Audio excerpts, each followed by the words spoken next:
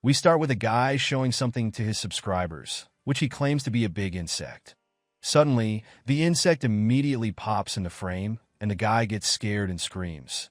A few students who are watching on their phones are quite surprised seeing it and wonder if it's real. In a university classroom, we see a bunch of those students are sitting together, and one of them claims the video to be a fake, while other wonders where could one even find an insect like that, and the third one notes that it's more like a human rather than an insect due to its size. They call it an insect winged person, which is just like some insect hero movie. Someone then approached them from behind and starts to reach for one of their phones. And the student asks him about his opinion on this video as well, whose name is Suchan. We are introduced to our protagonist, who is a 20-year-old university student, Jang Soo-chan, who finds the insect wings really uncool and gross. He then quickly switches the topic and asks if they want to go out for a drink with the girls. Others comments that he went there yesterday as well, and the girls only go to see him. Jang takes it as a rejection to his offer, but they all quickly jumps and bows down, while saying that they aren't declining, and takes him up on his offer. And as we can see, Jang is an outgoing college student. He has over 5,000 star followers, and his grades are always top. He is also popular with girls, and is also invited by them to drinks. In terms of the food chain, he is right at the top. He questions the viewers, what do they think define a strong and a weak person in college? And answers it himself. Humans live in groups like animals, like lions and ants living in groups. And in any shape or form, there is a hierarchy. The person that everyone follows and envies in college is whom Jang considers the strong one. So he just considers himself a strong student, and he doesn't want to throw it away, no matter what. One of them asks Jang if he would mind if they were to go drinking with the other girls, and Jang doesn't get what he means. He then tells Jang to look over behind him while smiling, as we see a girl comes running towards him while calling Jang out. She is introduced as Mi-hee, who asks Jang if he is going to grab something to eat. Jang's friend starts to tease him about her, calling them an official couple, with one of them being surprised that they aren't dating yet, and one other being jealous. They ask Mi-hee if she would like to go drinking with them, and that Jang will be going as well, hearing which, she quickly agrees to. Though she is about to pat Jang's back, something happens, as we see red lightning crackles. Jang quickly turns away and slaps away Mi-hee's hands from touching his back. Everyone wonders what is wrong and questions him about it, and we see something is happening on his back as he apologizes to everyone and leaves while saying that he is not feeling well. They all wonder what happened all of a sudden, but one of them comments that sometimes Jang does get like this for some reason. He makes up an excuse that he was with the wrestling team the other day and pushed himself too much. Seeing him go like this, Mi-hee wonders what is really wrong with him. On the way back, Jang lets out a sigh, knowing that his excuse was quite dumb, and thinks that he is running out of excuses at this point. He actually has a secret that he cannot tell anyone. He looks over to some blonde dude and comments that he is actually like him, something along the line. The blondie was different from the beginning of the semester. He was quite popular among everyone, but despite this, he ended up being all alone like this. And the reason for this was his complex. It was because he showed it to others. One day, he ended up drinking too much and got a rash from alcohol allergy. He got embarrassed and ran away from the scene because of the faces his friends made. And since then, he lost his confidence and ended up being all alone like that, which Jang finds quite obvious. As everyone has something they want to hide from others, to expose your complex to others, it's like revealing your weaknesses. Though, there's a reason why is someone like Jang is talking like this all of a sudden. He starts to pull up a shirt, and we see his body is covered in bandages. As we see his wings on his back, and he was talking like this because he too have a complex. He remembers his recent talk about that video, and calls his wings quite disgusting and uncool. And the insect that these wings are from is probably a dragonfly. When he was in middle school, he sprayed pesticide on a dragonfly that flew into his room, and the dragonfly suddenly became powder. And he accidentally inhaled it and felt sick for a while and had to rest. And the next day, he had wings which were sticking out of his back. He got scared thinking, what would other people think, and what if people catch him and experiment on him? He was unable to sleep with his fear and was hiding his wings somehow. And so, He kept his distance from people, as he didn't want it to get caught by mistake. The loner life made his life smoother, and his wings weren't discovered, and he was able to concentrate on his college exams. But one thing was rather tough for him.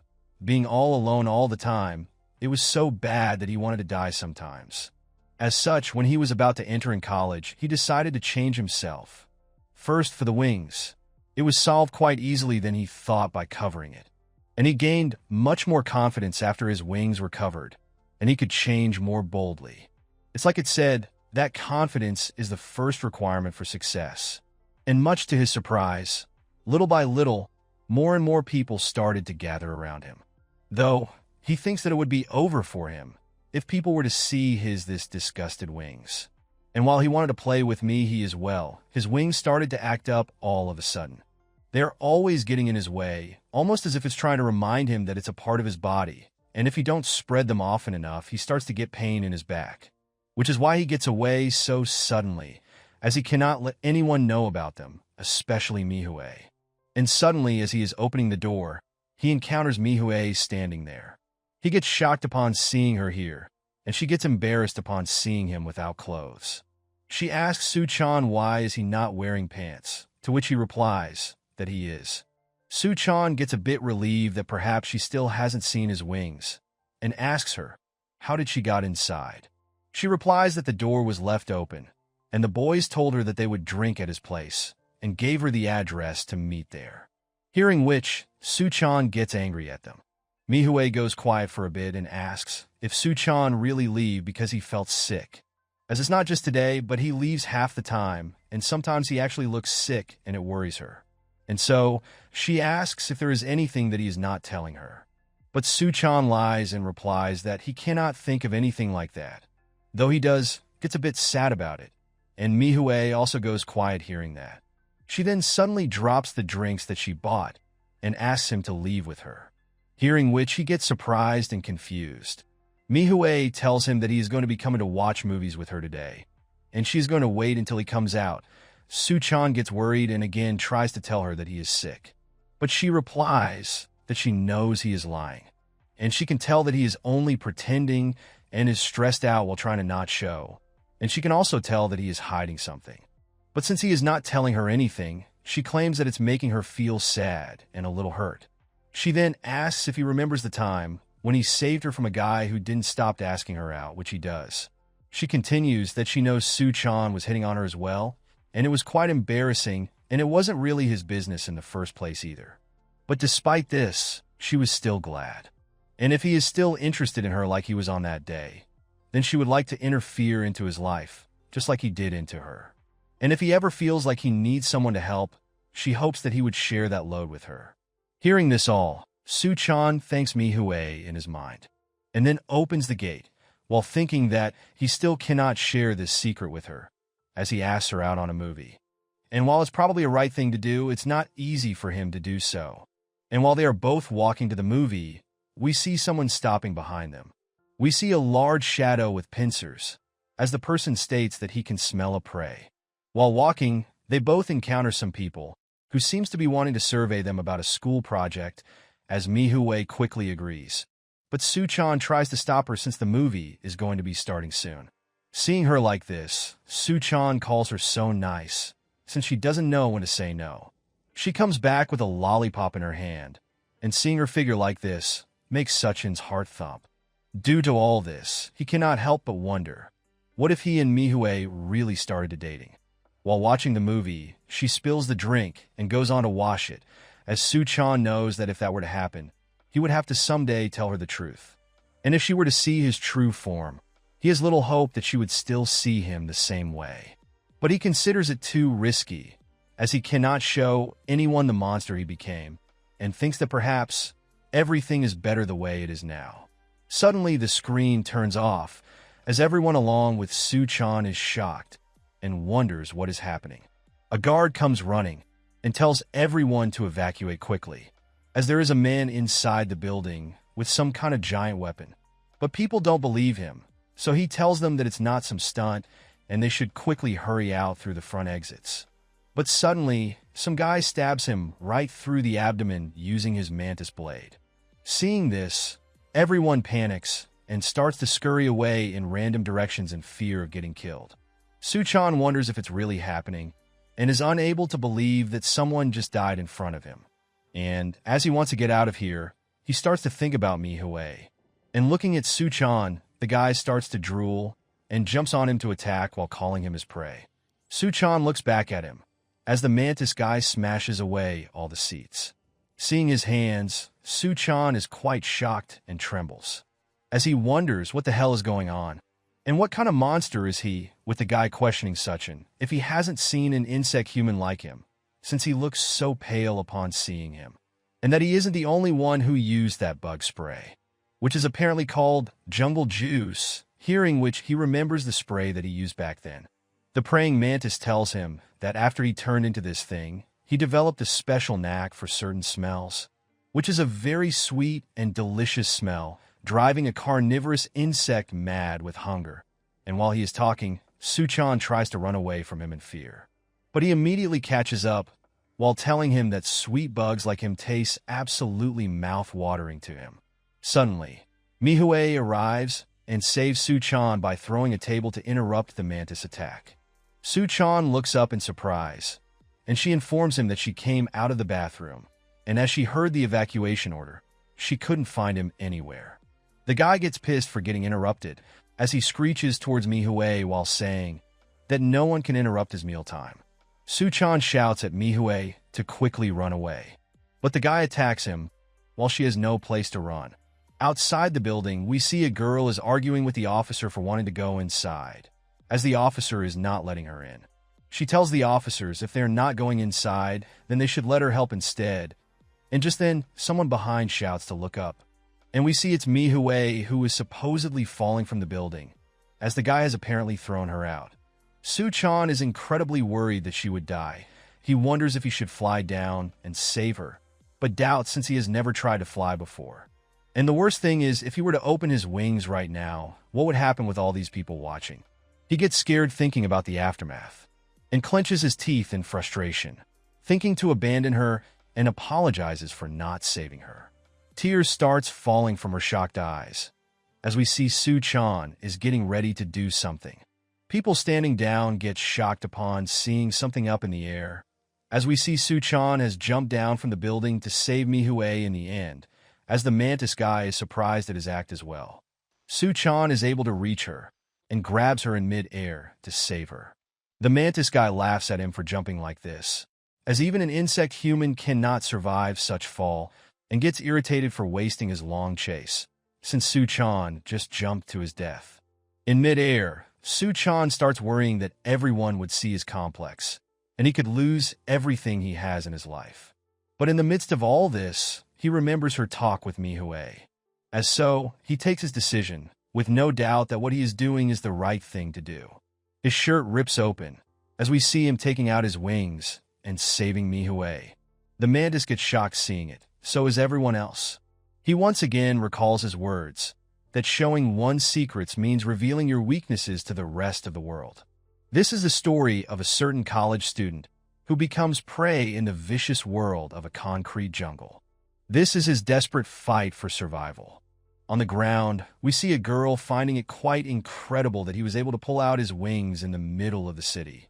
Someone on her earpiece asks what should they do with him, and if they should team up and attack, but she replies they're going to do something even better, and tells them that they should take him back with them to their school. Everyone starts to take photos of Suchan flying with curiosity. Meanwhile, the mantis guy is shocked that Suchan had wings hidden away like this.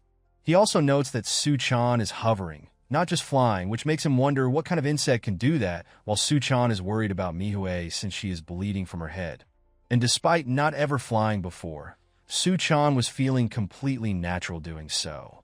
He then quickly flies away with MANHUA in her arms, while the mantis guy shouts at him to get back. With this, he realizes that there is only one insect who can fly that well, which is the dragonfly. And that jungle juice must have given him that DNA.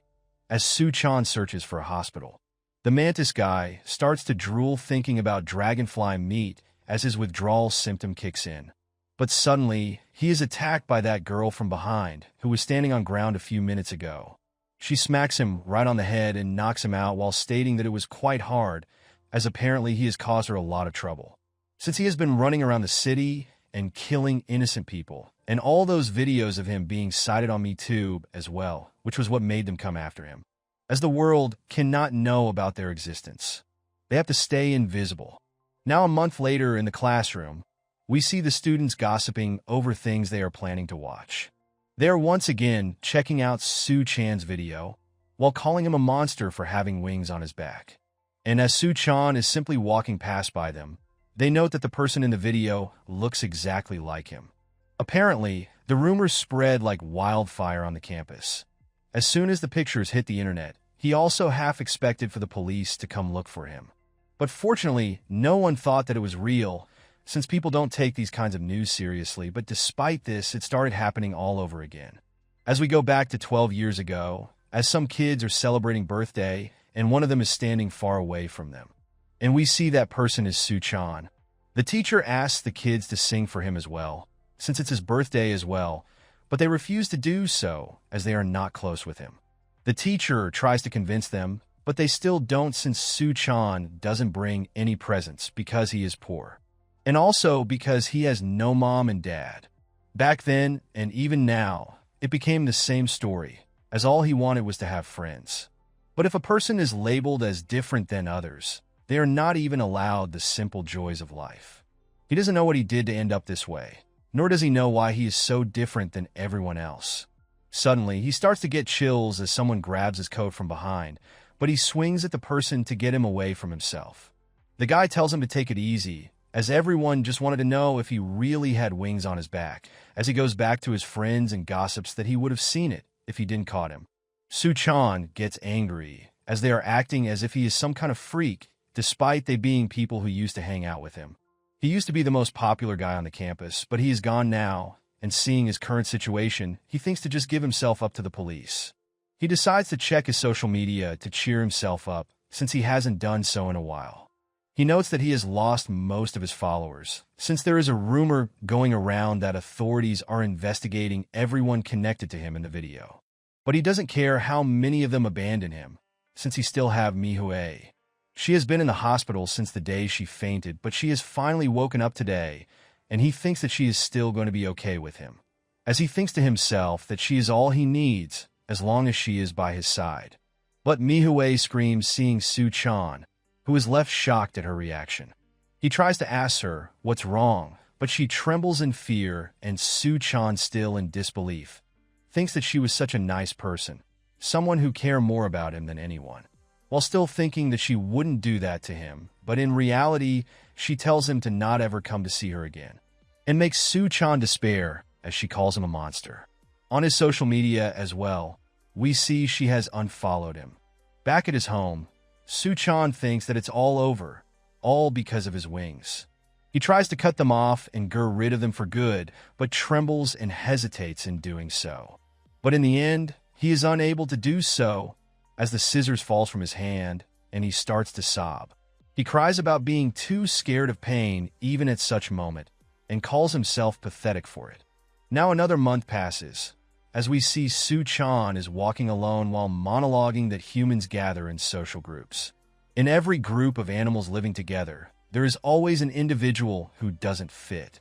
These individuals are naturally become isolated from the group, and generally tend to reach the same end, which is death, as we see Su-chan with completely dead eyes, thinking that with his death, his mind will finally be at ease.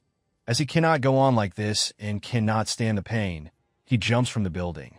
But his wings come out again, as he realizes that he cannot do it, that he cannot even kill himself. Right as he calls them cursed wings, the girl from back then arrives and calls them quite amazing, and that she wishes she had a pair of those wings. Seeing her, Su-chan is quite shocked, as he wonders who is she and when did she got here. Or rather, he is more surprised that she is able to cling to the wall like that. The girl continues that it's a bit silly for him to fall and die when he has a pair of wings on him. And so she asks him if he really hates his wings that much, but she then reveals that what if she told him that there is a way for him to become normal again? Would it interest him? He is quite surprised hearing that, and wonders if it's actually possible. Seeing those antennae on her head, he notes that she must be like him, though the girl tells him to go inside first, as it's quite cold out here. Now inside, he does a wall slam on her and asks, how can he go back to being normal again? To which she replies she doesn't know, hearing which he is left surprised, but she adds that he would have to fulfill some of the requirements. First, he should come for an interview at her school. The professor there will explain everything to him. Soo-chan is quite surprised and confused upon hearing that. She informs him that the school bus is waiting outside the building, and he could meet him today if he gets on the bus with her. But Soo-chan doubts her, as the praying mantis tried to kill him. The girl replies that if he doesn't believe her, then he can go back to the building and jump off. But if he takes the chance to come with her, then she promises that he won't be alone anymore. Soo-chan, having no choice left, agrees to go with her, though he believes that he cannot trust her fully yet, but he doesn't have anywhere else to go either. On the way, she asks if he remembers the bug spray and shows it to him. It's called jungle juice, and it combines a bug's DNA with the DNA of the human host. It was quite popular for a time, since it could supposedly kill any type of bug with just one spray, but the problem was that the DNA of the killed bug get mixed into the nearest human's DNA. Just like his wings or the praying mantis's arms, a part of the human's body transforms into the bug's features. Soo-chan questions, why would anyone make such an awful thing, about which she also doesn't know? They don't know which company made the product or who was behind it all. All they found so far was the name of their bankrupt distributor, and the fact that a considerable number of random people have been infected by this bug spray. Hearing this all, Soo-chan wonders, how come no one has even heard of a huge conspiracy like this? To which she replies that they deleted all the evidence. He is surprised to hear that there are more than a few. The girl then gets up, informing him that they have arrived. But Soo-chan is quite confused, as they are still in the middle of a tunnel. She asks Soo-chan if he knows where they build these tunnels, and he replies, through the mountains. As she opens the door, sunlight starts shining through, while she tells him that they don't like being out in front of the world, which is why they are always living in hiding. And they live in a world of their own, their very own college town called the Nest. Soo-chan is quite surprised seeing it, and is unable to believe that it's hidden behind a mountain. And he is even more surprised seeing so many other students like him. He still doesn't believe it's real, and that there really is a way to become normal again. Up from the window, we see the praying mantis is here as well, who has noticed Soo-chan again, though the guard gets pissed at him for pausing and charges up his bed. He mocks the mantis by saying that he won't be seeing outside world ever again, and will just be hooked up to lab tools for the rest of his life. But the mantis smiles and drools seeing Soo-chan while ignoring the pain, and says that they meet again. As they start to walk around, Soo-chan wonders, what is this place? As he looks around and still finds it very surprising that everyone here is just like him. The girl confirms his suspicion that they all also have been infected with the jungle juice just like him. And while they call it a university, but it's really a haven for all people like them, as Soo-chan notes that there are so many of them here. She once again tells Soo-chan that it's like she told him before, that he wouldn't be alone anymore. She then leaves for a bit to check in with the department office, as he is the only transfer student this semester, and she finally welcomes him to the Nest. As Soo-chan wanders around, he notes that it's like a school out of some fantasy novel, as he is unable to believe that such kind of place exists in Korea. He finds it quite mind-blowing that they all have insect body parts just like him, yet they are not afraid to show it. As he is walking, he notices an insect flying past him, and in front of him is a huge old man who seems to be meditating, and all the insects are surrounding him as he is covered in honey. The old man says that he provides them with honey, and they provide him protein in return. As such, he picks one of them up and eats it while calling it Circle of Life, seeing which Soo-chan is kind of grossed out. Soo-chan starts to leave while thinking that there isn't a single normal person here. But suddenly, the old man gets behind him and lifts up his clothes to check and asks, what kind of bug is he? Upon seeing it, he notes that it's odonata wings, which are an order of insects containing dragonflies and damselflies. Soo-chan then quickly gets away from his grip, as the old man comments that his wings are flexible enough to fold under his clothes, and calls them quite sturdy and a good pair of wings. As such, he asks Suchan why is he keeping them hidden away for. Hearing his question, he remembers about the incident with MANHUA and gets sad, and starts walking away while saying that he is only here to get rid of these useless things. Hearing which, the old man calls Suchan a stupid kid. He then arrives at some building where he meets Professor Do Hyun Ma, who greets him.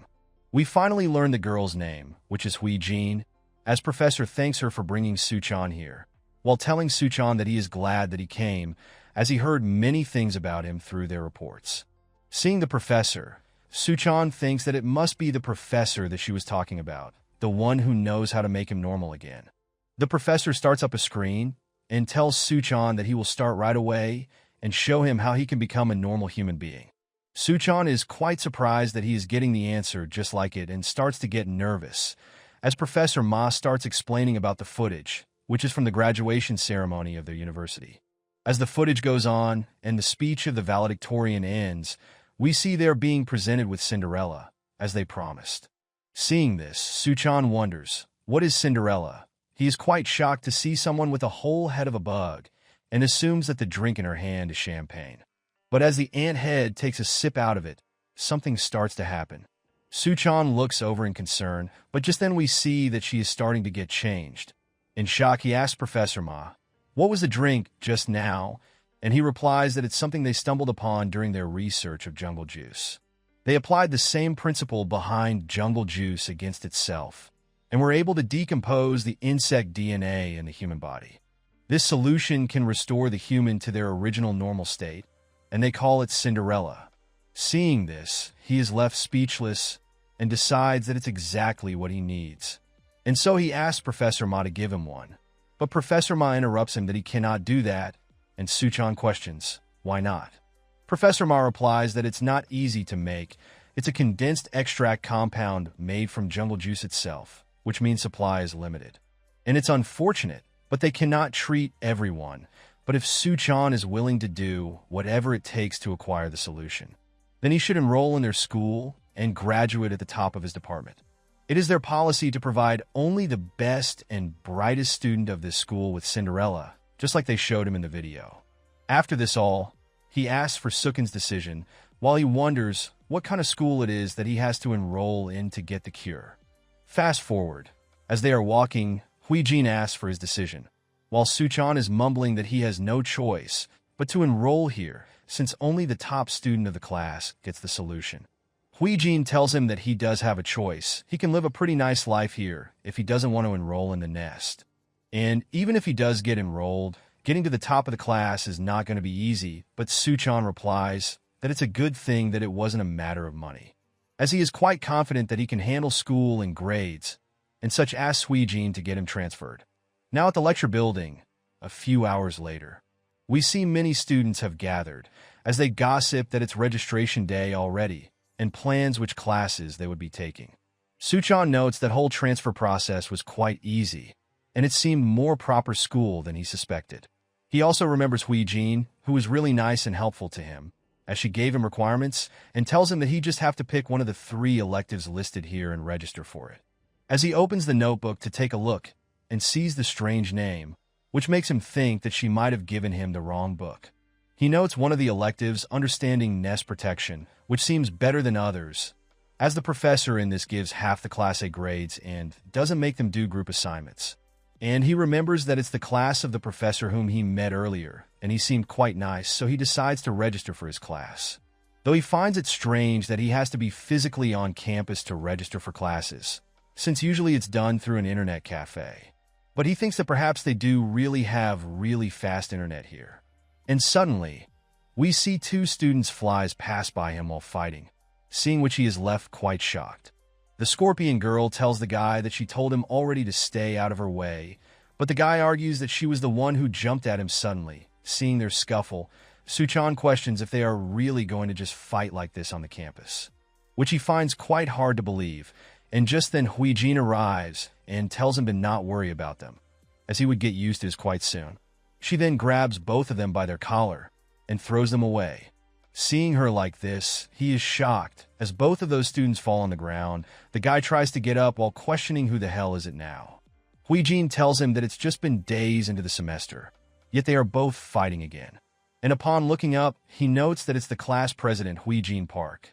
Upon knowing that she is the class president, he is left quite shocked and gets nervous thinking that he is going to in the same department as these beasts and questions. How is he going to survive in a college like this? Now fast forward, he has arrived at the network lab for the registration. Though, he gets a strange feeling that he would never be able to experience normal college life again. But for the first things, he needs to go through this registration, since being smart isn't everything, especially if you end up with bad schedule and miss the good courses. And right now, he is completely focused on getting into Professor Ma's course. We switch scenes to Professor Ma's office, and here's a knock on his door as he welcomes the person inside. We see it's the old guy again, who is a professor at the academy, Professor Junji, who asks Professor Ma about the new transfer student. He replies that it's Suchan Jiang, and since Professor Ma knows that Professor Ji ran into him earlier, he asks his opinion about him. And if he thinks that he would make it, since it would be his first time doing registration after all. He remembers Su Chan's words and smirks, and answers, not a chance. And as soon as the course registration begins, we see all the students jumping out of the window. Seeing this, Suchan is left shocked and confused, and wonders where is everyone going all of a sudden, and questions about the registration. But soon enough, it starts to hit him on what is going on. While Professor G comments that it's how things are at this school, beginning with the registration, they must use their tactics of survival and seize the opportunity before anyone else. Because in the end, only the strong will survive. As Suchan is wondering what the hell is going on, someone from behind him recognizes him as the new transfer students and tells Suchan that no one had time to explain to him. And if he wants, he can explain to him about the whole registration process. As they both start walking, it is revealed that Suchan would have to find a professor, as registration here is a bit different from other places. The professor is somewhere in the mountain, and they have to find them in order to register for their course. The professor then hand out USB drives to the first 16 students who find them, and they have to plug it into a laptop in the lab they started from in order to register. Hearing this, Suchan thinks that he is basically screwed already, and the guy asks him, whose classes did he register for?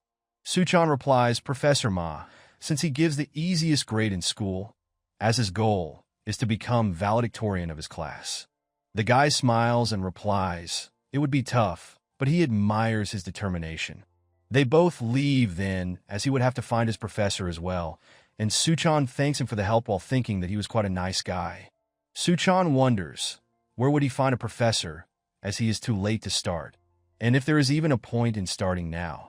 He thinks that he should perhaps try to find some higher ground, and right as he thinks where he would get it, he remembers that he has wings.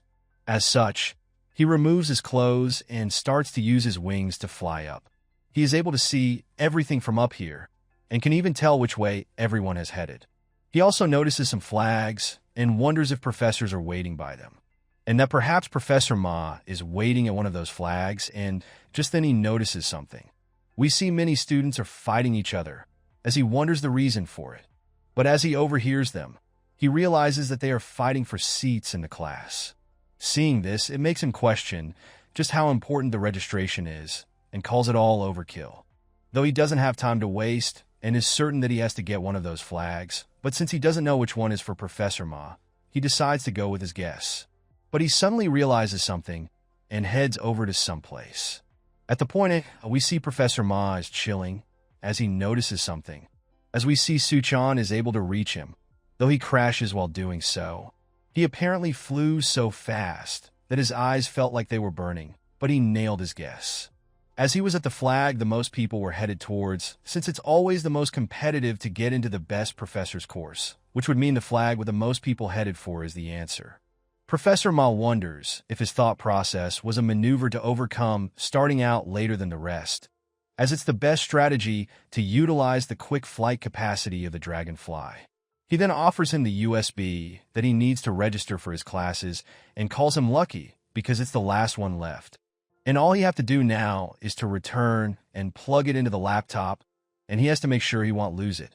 Suchan is quite happy with it and considers himself one step closer towards his goal, as Professor Ma tells everyone the USB distribution has ended for his course. And now as all the USB are given out, he presses some button while saying that the actual battle begins. Su-chan's phone then get a text message, and as he opens it up, he sees his picture along with a bunch of other students. He wonders what is this, as he has been determined as a target. We see Professor G is a bit surprised seeing him get his hands on the USB. He then smirks while saying that Su-chan must be catching on by now. Huijin also notes that Su-chan got the USB for Professor Ma's course. But it's not over yet, as we see other students are checking on their phone as well. And soon enough, Su-chan is seemingly surrounded by a bunch of other students, as the course registration is just beginning. As Su-chan turns and looks behind him, we see a huge guy attack him, and his strength causes the tree to completely break. He has a longhorn beetle complex, which is strong enough to destroy trees. Su-chan is confused and wonders what he is doing and why is he starting a fight with him, and just then someone else arrives as well, demanding Su-chan to hand over the USB. And he has a whip spider complex who hunts for prey with hand-like whips attached to shoulders. We see a lot of students are attacking him, as Su-chan is shocked that all of them are attacking him just for a USB, though he is able to dodge and get away against all of them. He questions and calls the registration very sick and twisted, and as he is running, someone calls him over. We see it's the big guy who calls Su-chan over in the tree trunk. With this, Su-chan is able to hide from the students, as they note that all of them seems to be gone with Su-chan noting that it was quite close. He thanks the big guy for the help, and that he is glad he met someone as nice as him. The big guy blushes while saying that he is not nice, but simply smart, as he attacks Su-chan with a needle on his head while calling him a moron. From the needle, Su-chan gets paralyzed as the big guy takes away the USB from his hand. He informs Su-chan that it's the stinger of the honeybee, and he won't be able to move for a while. Though before, he never thought that Su-chan would be able to get his hands on it, and asks if he really thought that he was trying to help him. He then states that every single one of them here is his rival, and what kind of idiot would help his rival. And the school didn't explain the objective of the registration. They are actually making them compete with one another, so that only the strong will survive. He starts to leave while mocking Su-chan to try harder next year, and that there is no way he would ever become a valedictorian. But Su-chan is able to get his needle out of his head, thinking that he won't be able to get top of the class if he lets him take the USB, and in the end he won't get the Cinderella either. And he won't be able to become a normal human again if he cannot catch him. As such, he starts to chase him. The big guy is a bit surprised seeing him move, and wonders if it's his survival instinct, though he claims that the venom is making him too slow, so he shouldn't waste his energy on trying to catch him. As the big guy is getting farther away from him, we see Su-chan's eye starts to glow green, as he gets determined to catch him. And we see he is able to predict his movements and which way he is trying to go. The dragonflies are known as master hunters. They boast a 95% success rate in catching their targets. And the secret lies within their eyes. Their compound eyes consist of thousands of honeycomb-shaped lenses. They can detect even the tiniest movements in nearly 360-degree vision. Equipped with this extraordinary eyesight, dragonflies can analyze and predict the movements of their prey. And for the first time in his life, Su-chan Jang felt a strong desire to catch someone. He recognized the honeybee as his prey. Seeing him reach so close shocks the big guy, as the greatest thing about the compound eyes of a dragonfly is that they never lose the prey, as Su-chan is able to land a solid punch right on his face. We switch scenes to someone else, as they put in their USB and completes their registration. And it's Huijin, who notes that there is still few hours left until the registration ends. The blonde student asks her if she thinks that the transfer student would make it out, since every student here is gunning for Professor Ma's course, and he would have to take an automatic leave of absence if he doesn't make it in time. She doesn't reply anything, and thinks that if he is really trying to become the next valedictorian, then he better guard the USB with his own life. The USB then starts falling from the big guy's hand after the punch. Seeing it fall, Su-chan wonders how did it got all the way over there. As such, he quickly flies towards it to grab it. But someone else snatches it first, and it seems to be a girl with grasshopper legs. She quickly starts running away while mocking Su-chan and thanking him. Su-chan tries to start a chase, but notices that the B guy is still falling behind him. He questioned why the B guy is still falling, since he could die falling from this height. Upon noticing it closely, he is surprised to see that he fainted just from one punch. He again looks at the girl who is running away with his USB and thinks that he cannot let her get away, and tries to leave while thinking that it's the B guy's fault anyways, since he attacked him first, and he brought it upon himself. But in the end, Suchan ends up saving him, as he still cannot leave him to die, because that's inhumane. Fast forward, he loses the USB thief and wonders what should he do now, and that perhaps he should try to get another USB. But he falls while flying and is unable to move his body, which he assumes is due to the venom in his body. He starts to think if he is dying, all for some stupid registration. He tries to snap out of it and get up, but is unable to. We then see Professor G arriving and wakes up him while calling him pathetic. Suchan is able to get up and wonders how long was he knocked out for. And upon seeing Professor G, he remembers that he saw him back in the woods. Professor G starts to leave while telling him hurry back down, as the course registration is over, hearing which shocks Suchan. But he clarifies that there are still 5 minutes left, but all the USBs are gone anyways, which is too bad, but he can try again next year, though there wouldn't be much Cinderella left by then. Suchan argues and complains that he was attacked by someone and then got his USB drive stolen, and he passed out from getting stung with someone's venom, which should be counted as foul play. Hearing this all, Professor G sighs and calls Suchan an worthless idiot, and that he must have fallen really hard to talk gibberish like this, and questions Suchan if they should make an exception for him and let him redo the registration since he is special, which leaves him speechless. He tells Suchan that strength is the only way to excel at this school. If he wants something, he better go fight for it. And the faculty monitors everything, which means they have been preventing any real harm. Jungle Juice turns humans into living, breathing weapons, pincers venom, horns, razor-sharp claws, every kind of weapon that he can imagine. Kids here walk around this campus armed to the teeth every day, and so he questions Suchan if he really thought that they would teach them to sit around and read books all day. And if that's the environment he is hoping for, then Professor G suggests him to head to the civilian shelter at Nest, and there he would be safe for the rest of his life, just as an insect human that is. He then gives him a crumpled bag and tells him to throw it away for him, since he is on his way down if he got nothing better to do, as they should save their planet after all, so he shouldn't forget to recycle it either. As Professor G leaves, Suchan thinks that it's all over for him, as after all this, he couldn't even register for a single course. He starts to wonder if he let that kid fall to his death, would he have then able to register for the course? But thinking such thoughts makes him frustrated as he calls himself a worthless piece of shit. He gets pissed and crushes the bag while almost throwing it away, but stops upon remembering that Professor G told him to recycle. Though he is quite irritated that Professor G is making him do such thing when his life is screwed, while thinking that there is nothing in there for him to recycle anyways. But as he opens the bag, he sees a USB in it.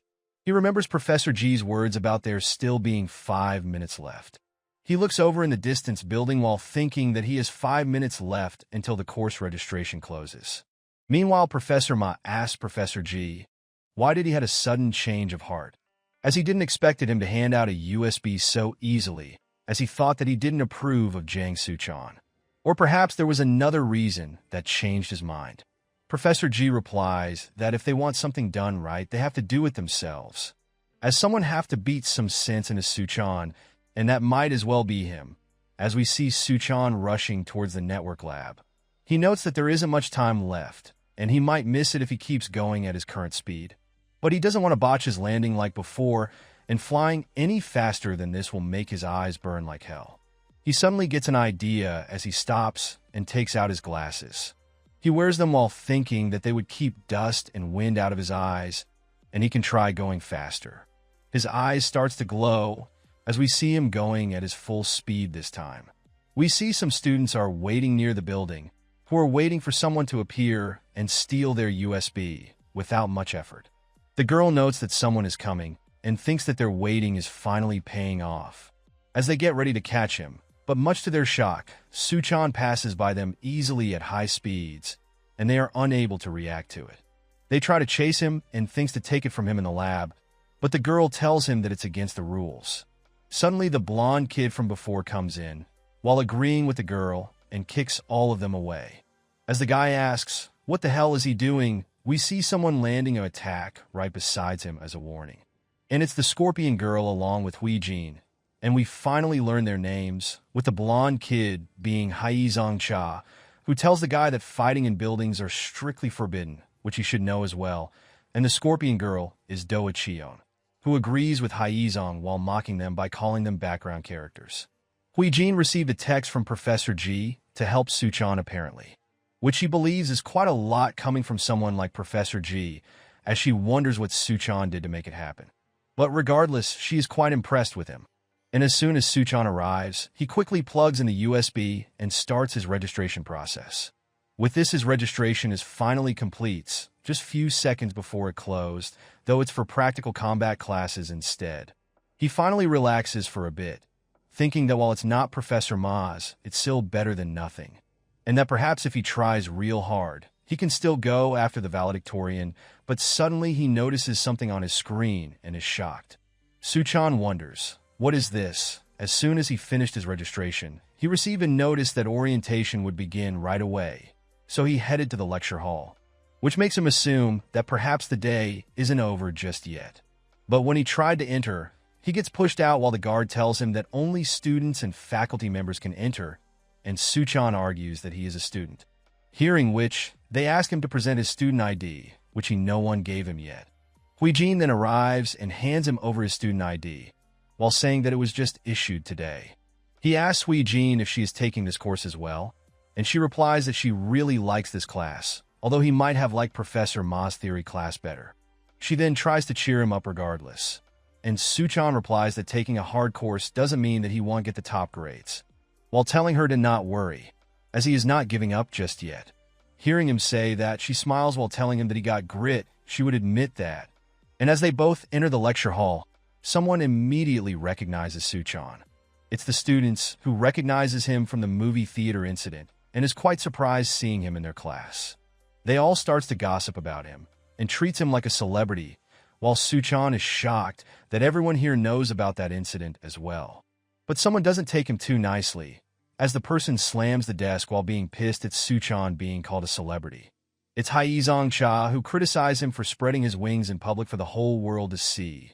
Seeing him, Suchan recognizes him as the scary dude who was fighting at the square. Haizong complains that it was a month-long shitshow of flooding the forums and manipulating the media coverage, and also getting the police off his scent, which was really hard for him and class president. Hearing this all, he remembers what Hui Jin told him in the bus, and realizes this is what happened, as he also found it weird when everything went away like nothing happened. And in the end, he realizes that those two were protecting him. Hui Jin tells him to not mind him, as they all know that he was just trying to save that girl. And if she found herself in that situation, she would have done the same thing as him. So he shouldn't be hard on himself, as he did great. And hearing this all, his heart starts to melt. He realizes that she is trying to cheer him up despite all the trouble he caused her, as he calls her a very nice person while she leaves for an errand for a professor. On almost the last desk, we see a student sitting and smirking upon looking at her go. Haizong gets irritated upon seeing Hui Jin taking his side, while he makes an excuse that she is just being nice to him since he is new. Suddenly, the big student comes up from behind and smashes Haizong's face on the table while telling him to shut up. Suchan is quite shocked upon seeing that, as the guy states that it's good to be back with his fellow classmates. He was going to wait until everyone got here, but he is quite tired from sitting around in a chair. He then demands a favor from everyone in the class, as we see a swarm of other students comes in with weapons in their hand. The guy declares that this year, he is going to be the valedictorian. A few students are scared and doesn't agree with him, while trembling in fear. But the guy comes to them and tells them that he really needs to get his hands on Cinderella, but they don't need to worry about that. All they need to know is to help him out. He starts to take their student IDs for this whole semester, as he's going to be the only one coming to the class, since they cannot get in the building without the ID, which he calls a genius plan, as the students ask for their IDs back. Suchan gets angry seeing this and attacks him, while saying that he won't let him lay his hands on his ID. Seeing him come for him like that, the guy notes that he flies like a fastball, and one of his henchmen smacks Suchan with a bat on his head. Fast forward, we see Suchan has bandage on his head as he starts to get up. He wonders where is he, and Huijin replies that it's the health center. She brought them here, as they found them passed out and bleeding when she came back. Suchan notices that his student ID is gone and that guy took it, but Huijin replies to not worry, as they can get him a new ID. Which Suchan gets relieved hearing that, as Huijin starts to leave while saying that she would go get his replacement ID now.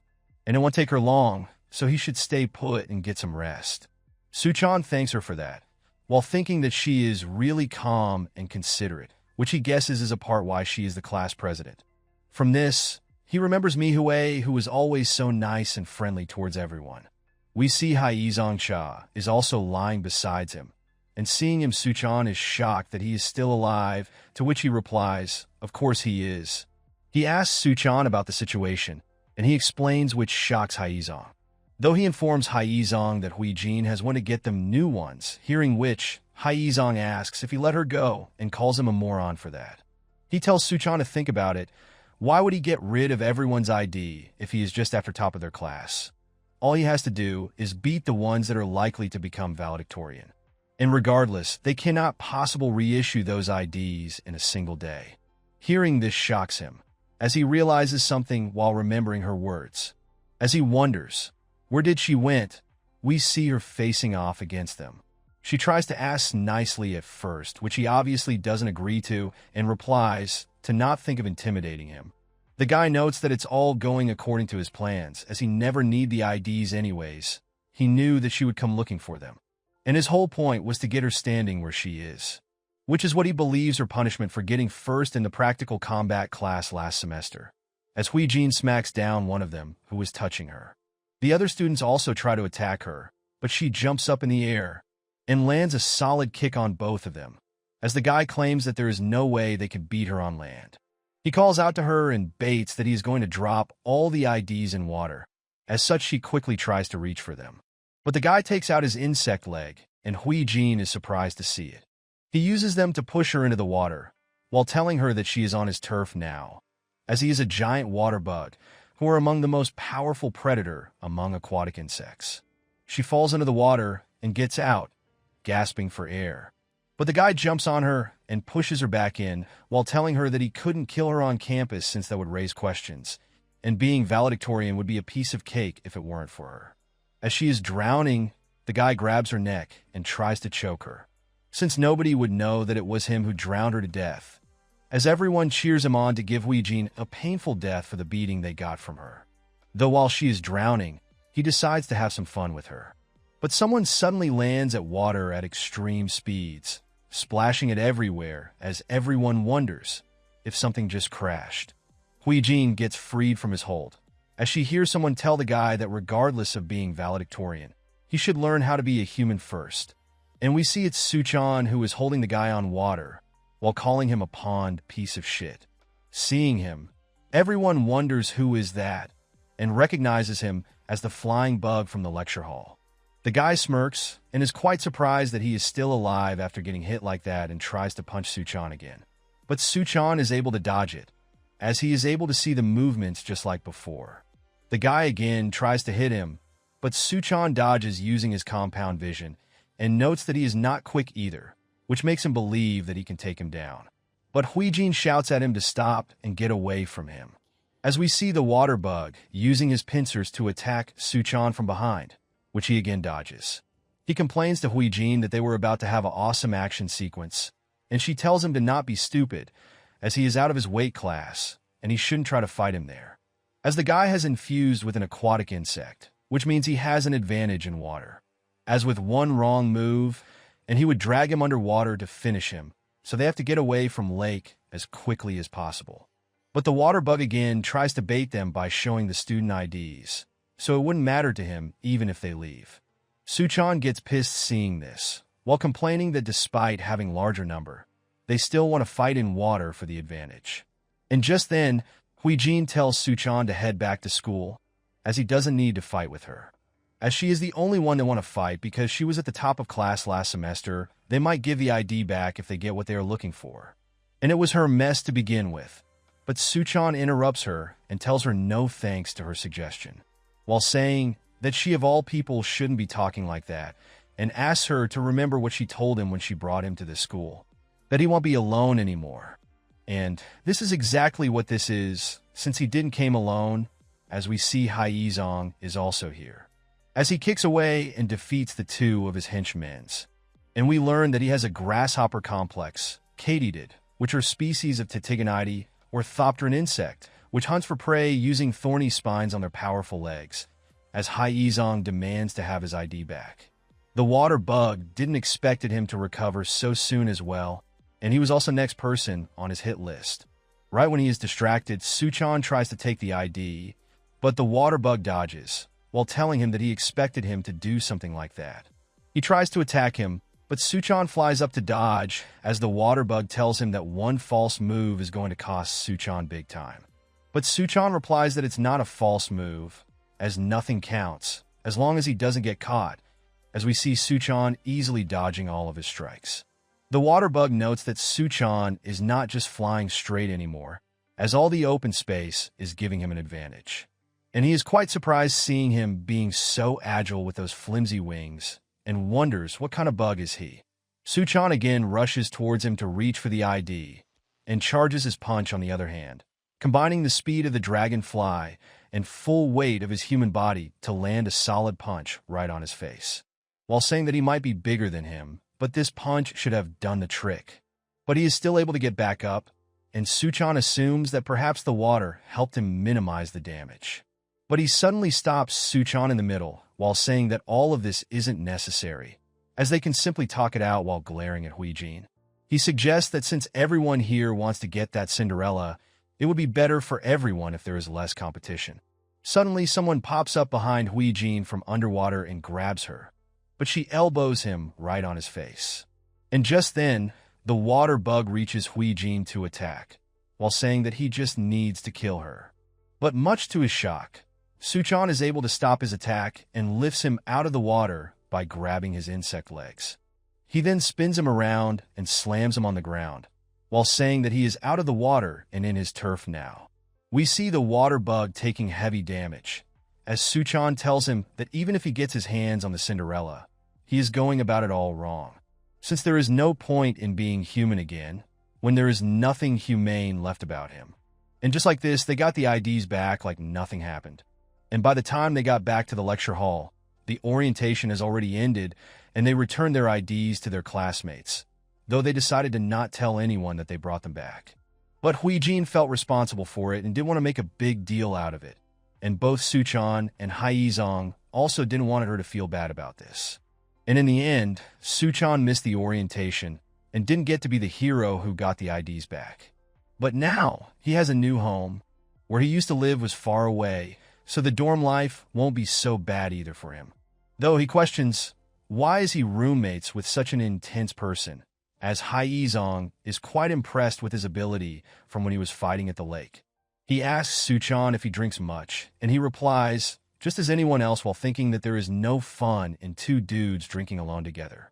Suddenly, someone announces that they're coming in since the door isn't locked, and we see it's Huijin and Doa, with the former noting that their room is quite huge. She apologizes for barging in like this, and tells him that they were going to celebrate the semester, and Haizong told her that about being roommates with Suchan, as he blushes seeing her like that. And Huijin asks him if he would join them. Maybe it's because he hadn't had drink in a while, but ever since he came to this strange school. Or rather, for the first time since he revealed his wings to the world, he had a good time. Now we switch scenes to somewhere in the mountains near the nest. We see the water bug, who is standing quite scared, as someone speaking in a seducing tone is inquiring about his failure to kill the professor's top student, though they tell him that it's okay, since it was just to cause a commotion. We see it's a girl with an ant head, who tells the water bug that he should know that any creature that fails in its hunt will gradually become extinct. Hearing this, he gets scared and asks for one more chance, that he would kill her this time and get the Cinderella as well.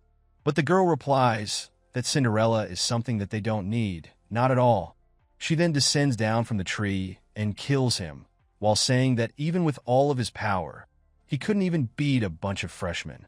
Though she tells him to not worry, since their boss would be thrilled either ways, as they have finally found what they wanted. Now fast forward to the next day, at the practical entomology. Suchan is quite nervous as this is his first day of requirement course, practical combat for insects. Suddenly, Huijin taps on his hand while telling him to not worry, as he blushes. She tells Suchan that she heard that they are only going to have a short test today. Since it's their first class, it won't be that hard. And she would be here to help him throughout and answer his questions. Hearing her words, he gets a bit relaxed and thinks that he is indeed stressing for no reason. We then see Professor G arriving, informing everyone that they would be starting with a simple test. And these test scores will count for their final grade, as he starts up a chainsaw. And that in this test, they can die, which they try to must not. Hearing which, Suchan is left flabbergasted and starts sweating in nervousness. Now at Nest University Open Training Grounds, as we see all the students are running from Professor G, who is attacking them with a chainsaw, while Suchan wonders, what the hell are they doing? He wonders what that old man is doing here, and why is he trying to kill them? Haizong tells Suchan that he is one of the main professor of their department, learning which shocks him. And Huijin says that practical combat for insects is one of the required courses for their major. It teaches them how to fight using their insect abilities, because it's up to them to fight off predators like that praying mantis that attacked him. Professor G agrees with them, while saying that he explained this all yesterday, but they were never present for the orientation. Insect abilities are weapons, and some insect humans use these abilities to commit various crimes. The objective of Nest is to find all the insect humans out there and protect them, which is why they must learn to fight. And it's just like he said, only the strong will survive, so they would have to do better than that if he wants to earn the Cinderella. The first game is hide and seek. They have to run away from Professor G using their insect abilities. And anyone who gets caught will fail the course, which shocks all the students. He then immediately begins attacking them, as Suchan and everyone dodges his attacks. Suchan wonders how can he force them to do this, and how would they learn to fight by running away? As even when he was attacked by that praying mantis, all he could do was run away. Haizong is in quite peril as Professor G is incredibly fast, and he is barely able to dodge his attack. And right as one of his attack is about to hit him, Suchan is able to pull him back as the attack misses. Professor G notes that Suchan must be using compound vision of his dragonfly, and must be analyzing the movements of his chainsaw. He makes fun of Suchan by saying that he has grown quite comfortable in using his abilities for someone who is here to get rid of them, and that he is practically a dragonfly already. Hearing which, he again remembers Mihue's words, though the distracting causes him to lose focus, as we see Professor G is almost about to reach him while telling him to not daydream, and he would fail due to that. But Huijin is able to save him, while telling him to snap out of it, since he would fail the course the moment he catches him, and Suchan thanks her. Huijin then tells Haizong to do that, as we see him rushing towards Professor G. He dodges his chainsaw and kicks up dirt right on his face. But Professor G is able to cut through it with his chainsaw, and notes that they are using a smoke screen tactic. And using this, they all quickly get away from him. Meanwhile, at the Nest University underground isolation sector, we see the girl is moving towards the locked-up praying mantis. She acts nice while claiming that it's so cruel of Nest to lock up a living creature like this. She tries to use a card to get him out, but notes that a student ID won't work against every security. But she has come prepared apparently, as we see the big guy is giving her the security pass from the faculty pass. She gives him a loving hug for this, while claiming that she cannot believe that this wretched school had a guy like him take a year off. But suddenly, it hits the big guy, as he questions, why did he even steal the professor's security pass? He realizes that he doesn't even know her, and neither knows when Diddy got here. Though she tells him to not worry about such stuff as she opens up the praying mantis. As the praying mantis gets freed, he asks if both of them are insect humans, as they smell tasty. She is quite impressed by his behavior, while saying that he is just like their boss described while the bee guy is trembling in fear. She pushes the bee guy towards him as a little gift for him to eat. And we see the praying mantis chomping down on him, seeing what she calls it fascinating. And that despite being insects, their blood is still red. Now back to Suchan. They have been running for an hour now, almost half the class, which gets him wondering, what kind of stupid test is this? Haizong notes that he caught most of the other students who were running away. In worry, he asks if he is going to fail them, and Huijin replies, most probably, as he is a man of his word. Suchan gets irked by this and calls it more of a boot camp rather than a college, while saying that something is wrong with Professor G. He once again laments losing his spot in Professor Ma's course, but Huijin tells him to stay here as the class will be over in an hour. He asks Huijin if he is really trying to fail everybody, and she replies that it's how he teaches. Haizong tells him to be quiet as he is coming here, and we note that he is chasing those two girls from back in class. The green-haired girl asks the yellow one if she is okay, but she has apparently sprained her ankle. She tries to tell the professor about it, but he doesn't care and tells them to keep moving, but she tries to argue about the sprained ankle. But Professor G replies that even if their leg cut off, it's either they run away or die, which is the reality. He begins to attack them while telling them to not wait around like this as they brace for impact. But Suchan interrupts and stops Professor G from attacking them. As such, he questions Suchan what is he doing, and he replies to stop it while calling it overkill, as it's only the first day of the class, yet he is taking things too far. But Professor G argues that if it was actual combat, they would have been already dead, and questions Suchan if he thinks that these kinds of tactics will work against dangerous predators like the praying mantis he ran into.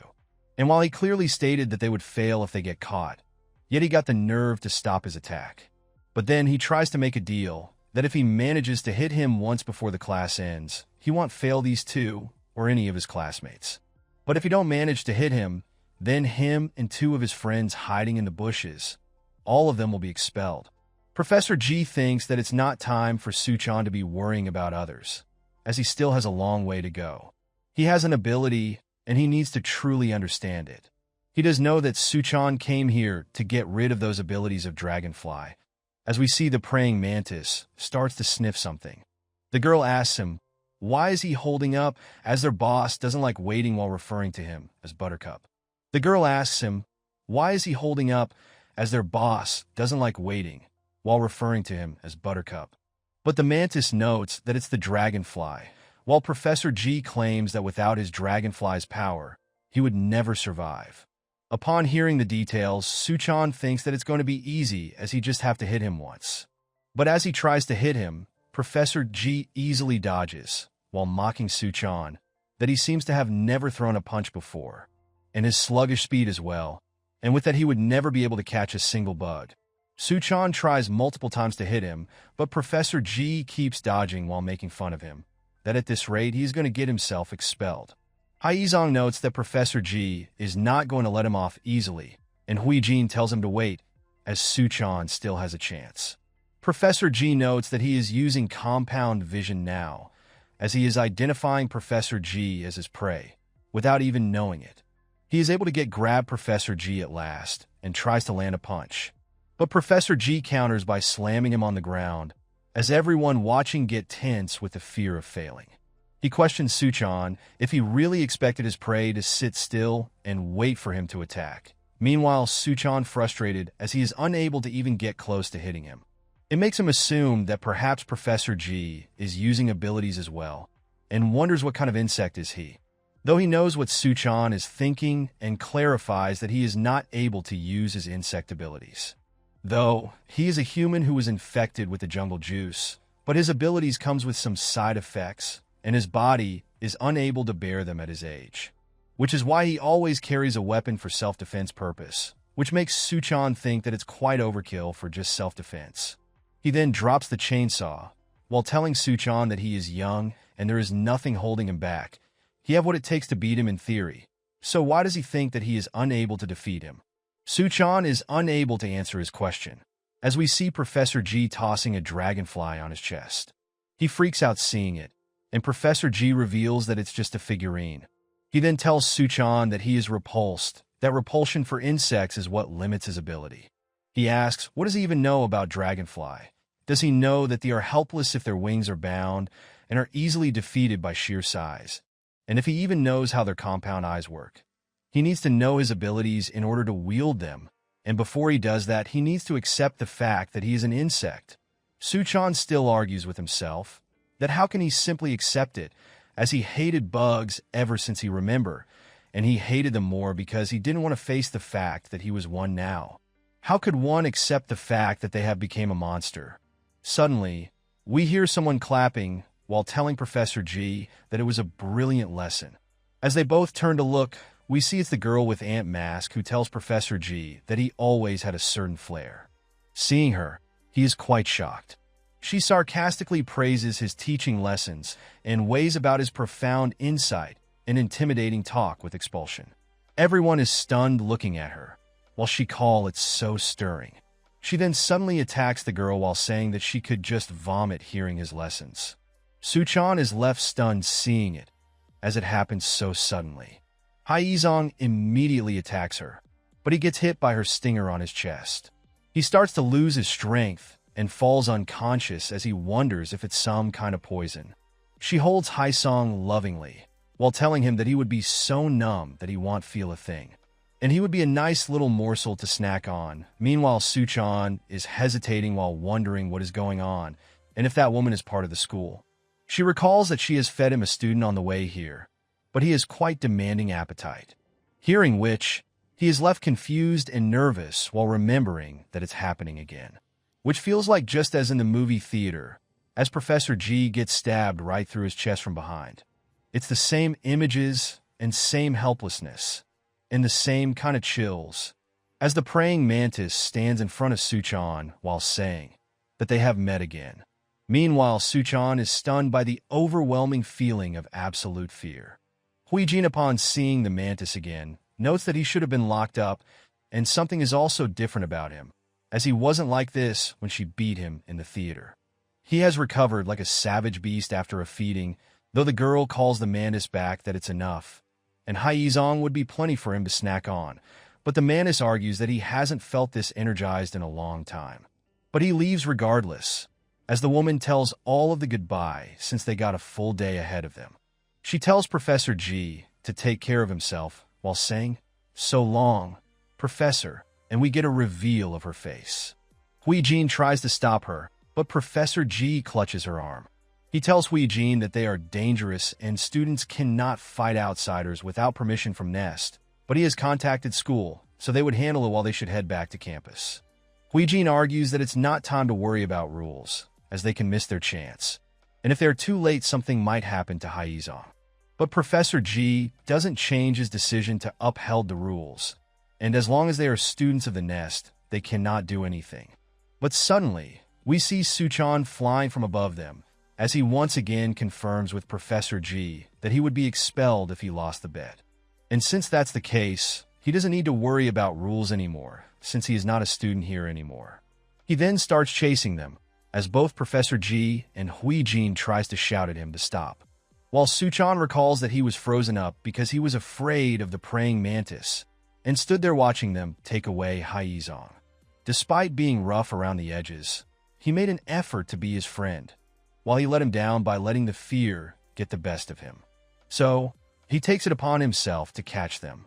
But Professor G thinks of him as a fool, while questioning why does he think that he taught him how to run and not how to fight, and answers it himself, that survival is never guaranteed for any animal in a world where the strong prey on the weak, because even the strongest insect has a natural enemy, which is what he was teaching them.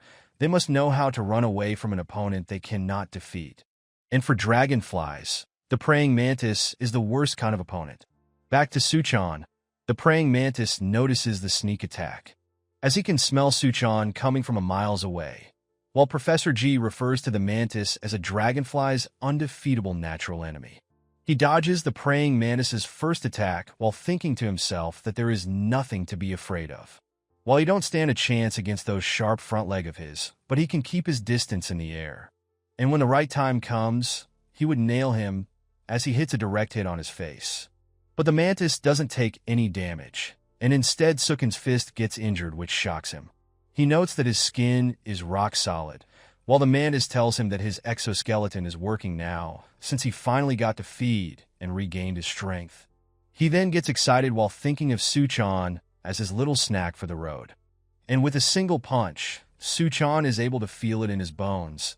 That it won't work, he convinces himself that he can never defeat this monster. He then remembers the mantis killing innocent civilians. And so, instead of giving up, he decides to die trying instead. The woman tells the mantis to hurry up so they can get going, while claiming that this is the reason why carnivores are hard to control. Meanwhile, Haizong seems to be getting a vision of something, as he wonders if he is asleep right now. He hears someone calling him out, as he wonders, who is it? As he remembers his memory about his team scolding him to get out of their way, since he cannot do anything right. He then opens his eyes, as he hears Suchan shouting at him to wake the hell up. Still in shock, he wonders what the hell is going on, while the woman notes that her venom is wearing off already, which makes her assume that he perhaps has some kind of super strength ability. As such, she decides to kill him herself, since he is just something to eat, whether dead or alive. And since Haizong's body is still numb, he is unable to move. But Suchan protects and interrupts the woman's attack, as he tells Haizong to run away while he buys some time for him. He tells him to hurry up, but Haizong is quite shocked seeing Suchan throw himself like this towards the enemy, especially in order to save someone else. We go back a bit, as Haizong brings up the time he saved Mihue and even Huijin, and questions him if he likes the class president, which he blushes about and denies. So, Haizong questions, why did he do such thing, as no one appreciates help from a stranger anymore?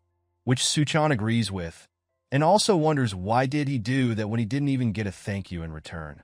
But still in the end, he never regretted doing it, which is because maybe, to him, it felt like the right thing to do.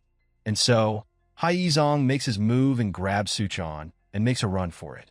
Both the mantis and the woman is left shocked, as Haizong jumps multiple yards in a single step. Grasshoppers are portrayed as lazy creatures, as in the ant and the grasshopper, and katydids are often mistaken as grasshoppers. But neither are lazy, and the katydid is an especially diligent predator. Both species share the long and swift hind legs of the orthopteran order, and tirelessly utilize their legs to hop around while hunting their prey. A single kick off these hind legs propels the katydid high into air, easily leaping distances of tenfold of their body length. From doing the right thing, Haizong asks Suchan sarcastically if getting his ass hooped like this is definition of doing the right thing. As such, he regards Suchan as the biggest sucker he has ever met. The woman tells the mantis that it's no use chasing them now. While it's a shame, they have to move on.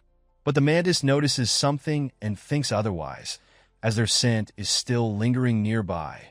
He can smell them, and they are not running away. As we switch to them, Haizong is shocked upon listening to something. We learn that Suchan wants to go back and catch the mantis, which Haizong finds ridiculous. He questions if Suchan haven't learned anything from today's class. If his opponent is someone they cannot beat, they have to run away, and not to mention he is already injured, all of which Suchan already knows. He knows that he is not like the thugs they fought at the lake. He knows that he might get killed. But this is exactly why he thinks that they need to catch him. Because if they let him go like this, sooner or later he would go after someone else. Someone as scared as he was before he came here, and he might kill them. Haizong agrees with him, but questions, how would they even beat him? And Suchan replies that the professor has contacted the school for help, so they would just have to keep him busy until they show up. And for that, Suchan has a plan. We switch scenes to Professor G, as Huijin wonders what she should do, and while she is worried about them, she cannot leave Professor G like this. Suddenly, the trees starts rustling and blowing, and Huijin felt as if someone was here. And Professor G looks on with a blank stare. Back to them. The woman tells the mantis that they are long gone probably, but they can find him more prey soon enough. Suddenly, the mantis is left shocked as the scent has started coming from a different direction. And there is Suchan, right behind the woman as he chokes her using vine. The mantis is left confused, as he wonders how did he got here so fast, and if he has something up his sleeve. Suchan quickly ties up the woman on a tree, while the mantis assumes that it's probably his glasses. Before he could ask Suchan anything, Suchan lands a solid kick right on his face. But despite this, it's still not enough to hurt him, as Suchan notes that he is too solid, and he would need to find another way. The mantis immediately counters while calling himself the strongest predator on this food chain, and that no flying bug can ever defeat him. Suchan dodges his attack, and he also has a plan, but he needs to distract the mantis to keep him busy for a while. And this is where Haizong's leg would come in, as he needs to run as fast as he can and bring Suchan that thing. Back to Professor G, as he claims that they took it, and Huijin is confused as she asks, "Took what?" But Professor G smiles while saying that he would let this one go for now, but he never thought that they would take it from under his nose, which is his weapon, the chainsaw, as Suchan grabs it in midair. As Suchan starts up the chainsaw, Haizong shouts at him to chop the mantis up with it. Out in the wild, it is a common knowledge that the dragonfly cannot win against the praying mantis. But it's only when it comes to actual insects. But this is a different story, because humans always finds a way, as Suchan cuts of the Matisse's arm. The mantis screams in pain and starts attacking Suchan in rage. Suchan is quite surprised to see that it really chopped out of his arm, which Haizong agrees with. The mantis gets pissed and attacks Suchan in rage while questioning if he is trying to hunt him down, while Suchan's chainsaw stops working. Suchan uses the broken chainsaw to deflect his attack. But after getting repeatedly hit like that, the mantis's powerful blow breaks the chainsaw completely. The mantis then mocks Suchan that he is nothing without his weapon, so he should go ahead and run away like last time. Suchan gets worried as he has now no way to attack him, but Haizong arrives as backup and attacks him on his back while saying that he cannot beat them both with just one arm. And the mantis quickly turns away to attack Haizong instead. He is a natural enemy. It's nature's cruel way of regulating the ecosystem as a solution to restrict the limitless propagation of any species. A creature that can extinguish life with a single blow, the worst predatory opponent imaginable. Such is the fate that binds two natural enemies. As Suchan tries to punch him, the mantis is able to grab hold of him this time. He plans to eat Suchan right away, as he calls it a worthy hunt. While Suchan tries to break away from his grip, but is unable to do so. He tried everything, but it was useless to stop him, and the school people also aren't here anytime soon. As the mantis is about to eat him, Suchan strongly thinks that he cannot die like this. Suddenly, the leaf starts blowing in the wind, and a large explosion occurs right in between the mantis and Suchan. The mantis is sent flying from it, as we see someone is here to save them. While asking, it's not quite the victorious results they were hoping for, is it? And it's Professor G, who calls them pitiful. Suchan is surprised seeing him here and questions about his wound, but he tells him to not worry, as he received treatment services from Nest. There is apparently a certain remarkable individual there who heals wounds instantaneously. Then he simply tracked Haizong's footprints to get here. He thought and was worried that Suchan and Haizong might have been long dead, but they managed to pull one on this monster.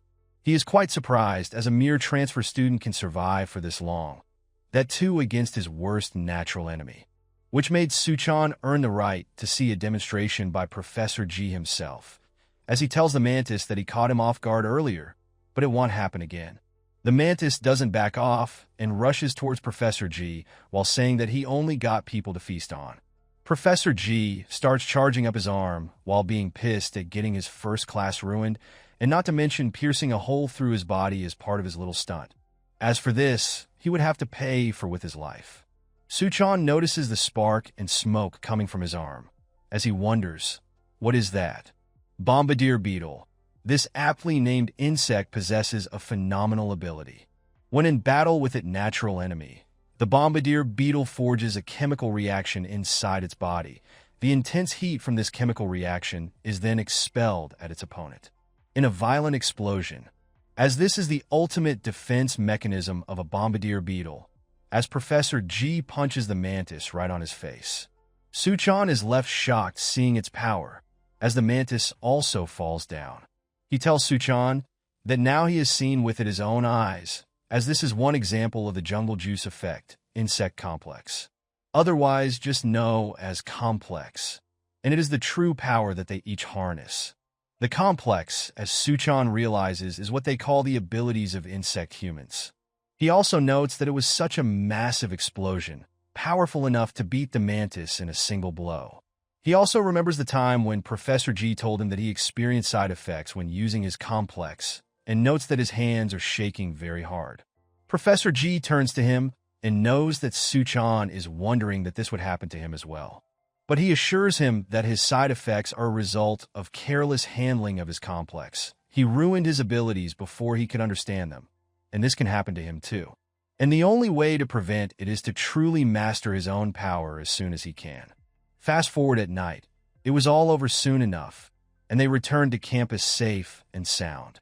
But as we see, both of them are quite injured and covered in bandages. But despite everything, Suchan is glad that they made it out alive, and are also not getting expelled nor failing the course, which Haizong calls a miracle, and the mantis is also locked up again, with Titan security this time. But one thing bothers Suchan: the masked woman who released the mantis got away. Though Huijin assured him that catching the mantis was more than enough, but deep down Suchan feels helpless on his own. And he understood what the professor meant. He needs to master his complex so that he can properly use it. Now on the same night, we see Haizong waking up in the middle of it. There is also a purple sting on his neck. He goes outside and starts walking to somewhere in the middle of the night. And we learn that he is being controlled by that masked woman, who calls the nest careless, since they never saw it coming. She tells Haizong that nest are evil and hypocrites, liars. All they do is lock them up in a cage, just like they did to the praying mantis. And if they told him that they are trying to protect all insect human, they are wrong, as the nest cannot protect anyone. And just then Professor G arrives, freeing Haizong from her choking. He tells the woman that he knew that she would be back soon enough, since she wants to destroy everything that he wants to protect, which is why he pretended to not notice the stinger on his neck. And whatever she is planning, he would do everything necessary to protect his students from it, so that he can beat some sense into her. As we finally learn her name, Gaeon Sin. We see Suchan also has followed Haizong because he was worried, as he looked like he was sleepwalking. And so, he is shocked to see the events unfolding right before him, as he wonders what the hell is going on. Professor G tells Gaeon Sin that it's been a long time. It has been 5 years already since she left the campus. And so, Suchan is surprised to learn that she was also a student here, as Professor G asks her, how has she been? But she replies that they both know he didn't came all the way here just to make small talk, as he should be instead asking her, what is she doing here? Professor G starts cracking his neck in response while saying that he was just trying to be courteous to his former student. But they can get right to fight as well, as he starts using his complex to attack her, but she is able to dodge it by jumping away. Professor G states to her that she would be coming back to Nest after he beats some sense into her. Hearing which, she mocks him by saying that this is how he should be, but he is coming on a little strong on her. Professor G gets pissed while replying that she got some nerve to say that after killing 2 of his students and 8 of their Nest employees. He attacks her in rage while questioning why is she doing this. His attacks creates a large explosion and completely obliterates the tree upon impact. She again makes fun of him, telling him to not get riled up, since it was nothing much, as she is just getting started, and she appears right behind Professor G after saying that. But he is able to block his attack and forces her to back off. And just then, Professor Ma arrives and stops both of them. He greets Gaeon Sin and informs her that the Nest security will arrive any minute, so she should leave if she doesn't want to risk her life on today's venture. But Professor G refuses to let her go, and so Professor Ma informs him that she is working for someone else she calls boss. So it would be wiser for them to let her go and track her down to find the real leader, since she is also quite capable of causing more casualties today. As she hears the noises of Nest security rushing over towards her, she decides to back off. But not without a warning that next time she is here again, she is going to kill every single one of them. And as the security arrives, she has already left while telling them goodbye. Professor Ma sighs at the damage, while telling Professor G that while he knows that she was his student, he shouldn't have come alone with such injuries, for which Professor G apologizes. He also informs him that Nest security will tail her, so they would leave it to them while they return to campus. He also tells Professor G that firstly he should perhaps talk with his current student, as we see Suchan coming out of the bush, holding Haizong. Both of them starts walking, as Suchan asks him if Haizong is going to be okay, to which he replies that once they take the stinger out, he would wake up as if nothing happened. Soon enough, they get an awkward silence between them as they walk quietly. But Professor G speaks up, telling Suchan that he would appreciate it if he keep what he saw earlier a secret. As Gaeon Sin was a student of his once, she left school after a certain incident 5 years ago. They never heard from her until today, though it looks like that she is back to destroy Nest and its students. The students will panic upon finding out about her, and he does plan to tell them, but in the meantime, he wants Suchan to keep quiet, and he replies that he cannot do that for free, hearing which confuses Professor G. Suchan turns around and asks Professor G to show him the ability he used against Praying Mantis. He wants him to teach him to master his complex. He thought long and hard about it, about accepting the fact that he is a bug and how he needs to stop being repulsed by them, which he doesn't think will be easy. But he felt helpless today, watching them take Haizong away without being able to do anything to help. And if Professor G hadn't been there, he would have been killed by the Praying Mantis. So, he tells Professor G that he wants to become stronger with a strong, determined eye, and while he doesn't know how to do that, he wants Professor G to teach him. He smirks in response while thinking that Suchan is really trying to cut a deal with him right now. As so, he tells Suchan that he got grit and agrees to train him while saying that he better brace himself.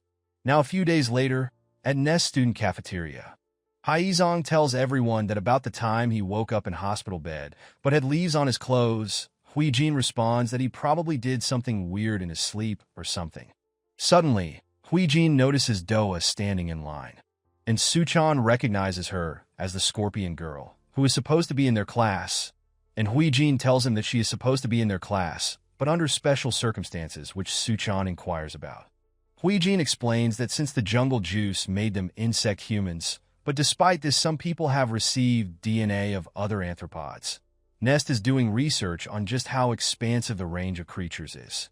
So, some students help out in the research by going to the labs instead of class and participating in various tests, though she would be able to join the classes from today.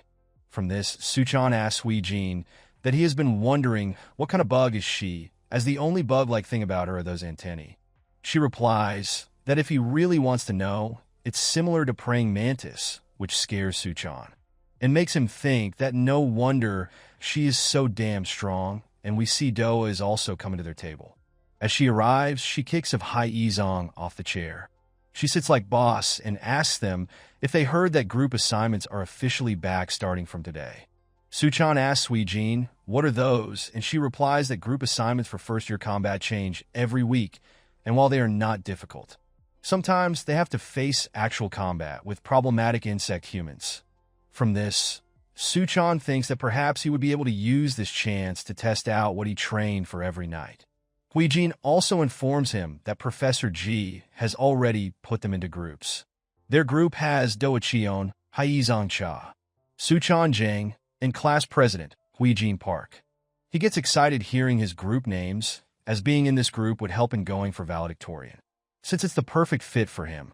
Now, a few days later, on a rainy night, we see Professor G training, as someone calls him out.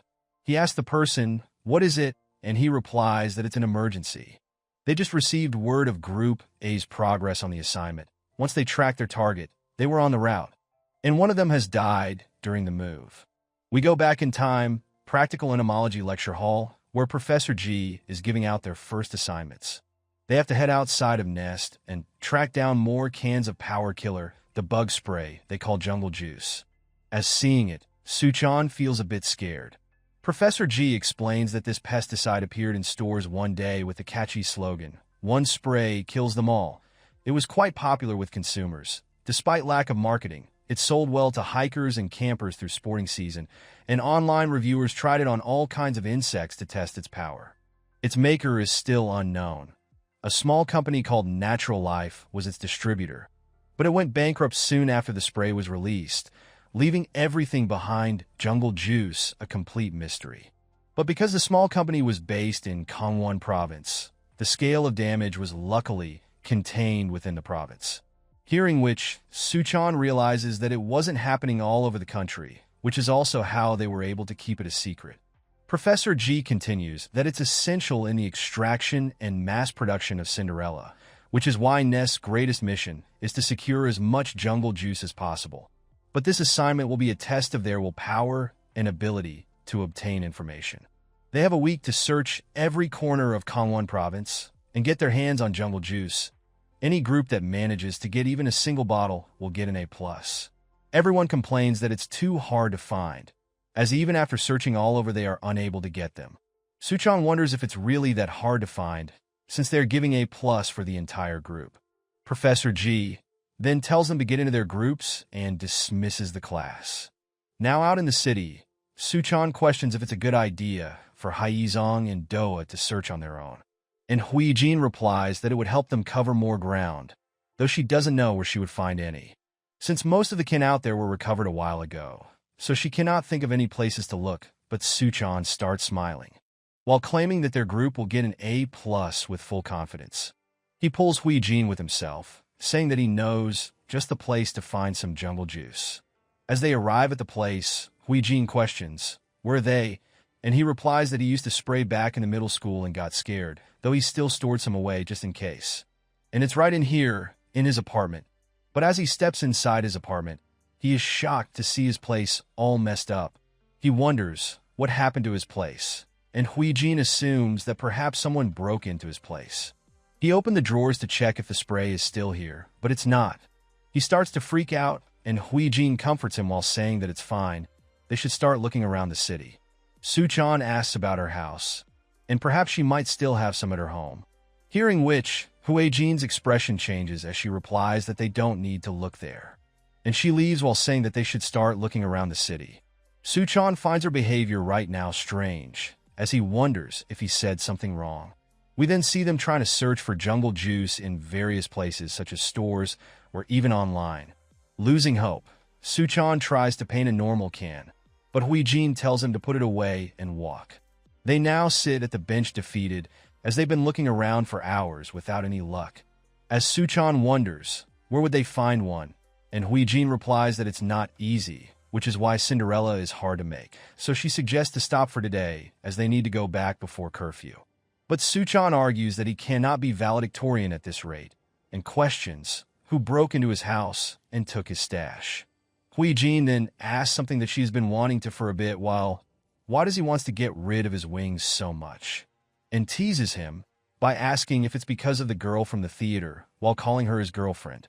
Suchan replies that she isn't his girlfriend and is unable to say just what is she to him at this point. But he agrees with her that she is right. He wants her and his normal life back. And while she did push him away and called him a monster, he cannot blame her, since she almost died to the praying mantis, and how could anyone not be afraid of a bug like him? Hearing which, Huijin calls Suchan quite generous, and she tries to say something. And just then he interrupts her by saying that which is why he wants to thank her for coming to get him. As looking back on that day, if he hadn't met her on that building, everything would have ended for him. But thanks to her, he has something to hope for. He starts to get embarrassed, though he did want to thank her for a while now. Huijin smiles while saying that he was suspicious at first, and asks, wasn't it a good thing that he came with her? Which Suchan agrees with, and he again wants to ask her something since she was top of the class last semester. He claims that while she must have worked hard to come first, and he is sure that she wants her old life back, but he would beat her and go to try for valedictorian. And Huijin tells Suchan that she doesn't want to go back, which confuses him as he asks, what does she mean? But she changes the topic and tells him that his phone is ringing. We see it's Haizong Cha, who is excited upon finding something great. He tells Suchan that they hit the jackpot with some deserted warehouse. It's the warehouse of Natural Life Company, who sold jungle juice. And if they take back all the cans there, they could make tons of Cinderella, and Suchan gets excited hearing this all as well. As he looks over to Huijin in excitement, but she is incredibly worried hearing this. She tries to tell Haizong to get out of there, but before she could, he simply sends them the coordinates and hangs up. Suchan tries to call back, but he doesn't answer, and Huijin asks him to hurry up. And that Professor G told them to find cans of jungle juice that people had already bought because even Nest couldn't find any unsold inventory of jungle juice. Which begs the question, how could they just stumble upon a factory full of inventory? It's not likely unless it's a trap. Fast forward, and they both arrive at the location. Suchan notes that the warehouse is really creepy, and Huijin wonders, how did they even found this place? While noting that something is off about this place, and she is getting a bad feeling from this. Suchan questions if it's all a decoy, and since there is dust everywhere, it looks pretty real to him, which doesn't make any sense for Huijin. Suchan wonders who would put this much effort into a trap as he stumbles upon a box. Upon opening it up, he finds cans of jungle juice, and he gets excited seeing it. And right as he assumes that it's not a trap, we see someone has attacked Huijin. She falls from that one attack, and Suchan is left stunned as we see someone's claw soaked in her blood, asking Suchan if he found what he wanted. Because he found what he was looking for, which is his prey. Seeing Huijin lying in pool of blood like that, Suchan gets pissed and attacks the insect human in rage. We see a flashback of Suchan's past, as when he was a kid, his grandmother told her that he had to say goodbye to his parents as soon as he was born. And because of this, he thought that he would get used to saying goodbye. But that wasn't the case. To say goodbye to someone you care about, you can never get used to it. It would never be easy. Back to present, as Suchan rushes at him in rage. The guy warns him that while he is pissed about his dead friend, he shouldn't rush at him like this, because he would die too, as we learn that guy is an insect human who has a tawny earwig complex, who uses their large pincers to hunt prey. But Suchan is able to dodge his attack and close the distance using his compound vision, as he is able to land a direct punch right on his face. He then immediately backs off after the hit, but the earwig doesn't seem to have taken much damage, as he comes close to Suchan, commending him for trying, while Suchan notices that his skin is rock hard as his hand starts to bleed. He remembers that it's just like that praying mantis. As the earwig attacks Suchan, he jumps up and dodges, while the earwig is surprised that Suchan has never been fed despite having a complex of a dragonfly. Suchan doesn't get what he means, and the earwig explains that it's the act of eating another insect human. For a predatory insect like themselves, feeding on other insect human is quite the treat. He starts to drool like a maniac while stating that he still remembers how he first felt when he had his first taste. It was like eating prime cuts of meat dipped in drugs. One bite, and he was hooked on it. He kept on feeding on that marvelous taste, and he realized something extraordinary. With each feeding of another insect human, he became stronger. He had to keep his head down all of his life, stuck in a society that only values money or status. But with this, he finally considers himself free and able to pursue true kind of power and strength. With the pure energy that only comes from being a living, breathing creature, he plans to obliterate worthless conventions of society and reign over their weak cowards with his ultimate power. Someone apparently told him that this fake factory will attract all the prey, and all he had to do is wait, though the earwig didn't believe it at first. But now, he is really thankful of that mysterious guy, as he provided him with 2 delicious meals as he finally snatches Suchan and slams him onto the wall. But Suchan calls it all a load of shit, as we see him holding down his pincers, and in rage, asks if that was a shitty reason for killing Huijin. He finally gets himself free from his grasp and rushes towards him to attack, and once again lands few direct punches right on his face. But the earwig is able to grab him with his pincers right on his ankle and throw him away from himself. We see Suchan is heavily damaged and trembles from even standing up, as the earwig tells him that he can try every trick he can, but he would still be out of his league as he attacks Suchan again. While Suchan is able to dodge his attack, he again gets slammed by his pincers as he is trying to dodge. We see him bleeding heavily, yet continuing to fight while saying that even if he is out of his league and even if he gets knocked down over and over, he would still do whatever it takes to destroy him, as he remembers Huijin's face while attacking the earwig. But the earwig still isn't hurt much, as he makes fun of Suchan that this one did sting him a little. Suchan is frustrated that even this didn't damage him at all. But he quickly moves away, remembering that there is one more thing he can try. The one technique that he trained for every night. That technique might work on the earwig, thinking which he again rushes towards him. But he suddenly falls in the middle, as he notes that his wings aren't moving at all. He is shocked by this, as he wonders the reason for it. Meanwhile, the earwig asks him if he is done for already. He then suddenly remembers Professor G's words about how his complex got side effect from using it carelessly and assumes that it's probably what's happening to him. He tries his best to make them move, but is unable to do so as the earwig attacks him with his pincers. And right as the attack gets up close to him, Huijin gets back up and saves Suchan. As she stands in front of Suchan, he is shocked upon seeing her. He questions how is she able to heal from those wounds, and the earwig also slightly irritated that she is still alive and kicking. He tries to attack her before, this time to completely finish her off, as Suchan shouts at her to watch out. While she casually reminds Suchan about the time he asked her, what is her complex? Suchan is left confused by hearing that, as Huijin prepares to attack with her eyes burning with intensity. And as she counters his attack, we see the earwig getting damaged from it, as he looks shocked. Huijin tells Suchan that she would show him just what is she capable of as she gets in her fighting stance. We again get a flashback and see a bunch of students looking over towards someone while pointing that they are here. And it's Huijin Park, who was 17 at the time, and they refers to her as a roach. They make fun of her for living in a basement and laughs at her condition, as she came up the stairs not down, which makes them call her a hobo, and points out her behavior, that she acts as if she is better than everyone, while Huijin starts her monologue that the struggles of poverty begins with the pity of others. Because pity soon turns into prejudice, as the kids from her class starts to take photos of her living there. They again make fun of her living in basement, which gets flooded with shit and rain, and call her a human cockroach for living in such place, as she starts to get angry. As eventually the prejudice becomes disgust.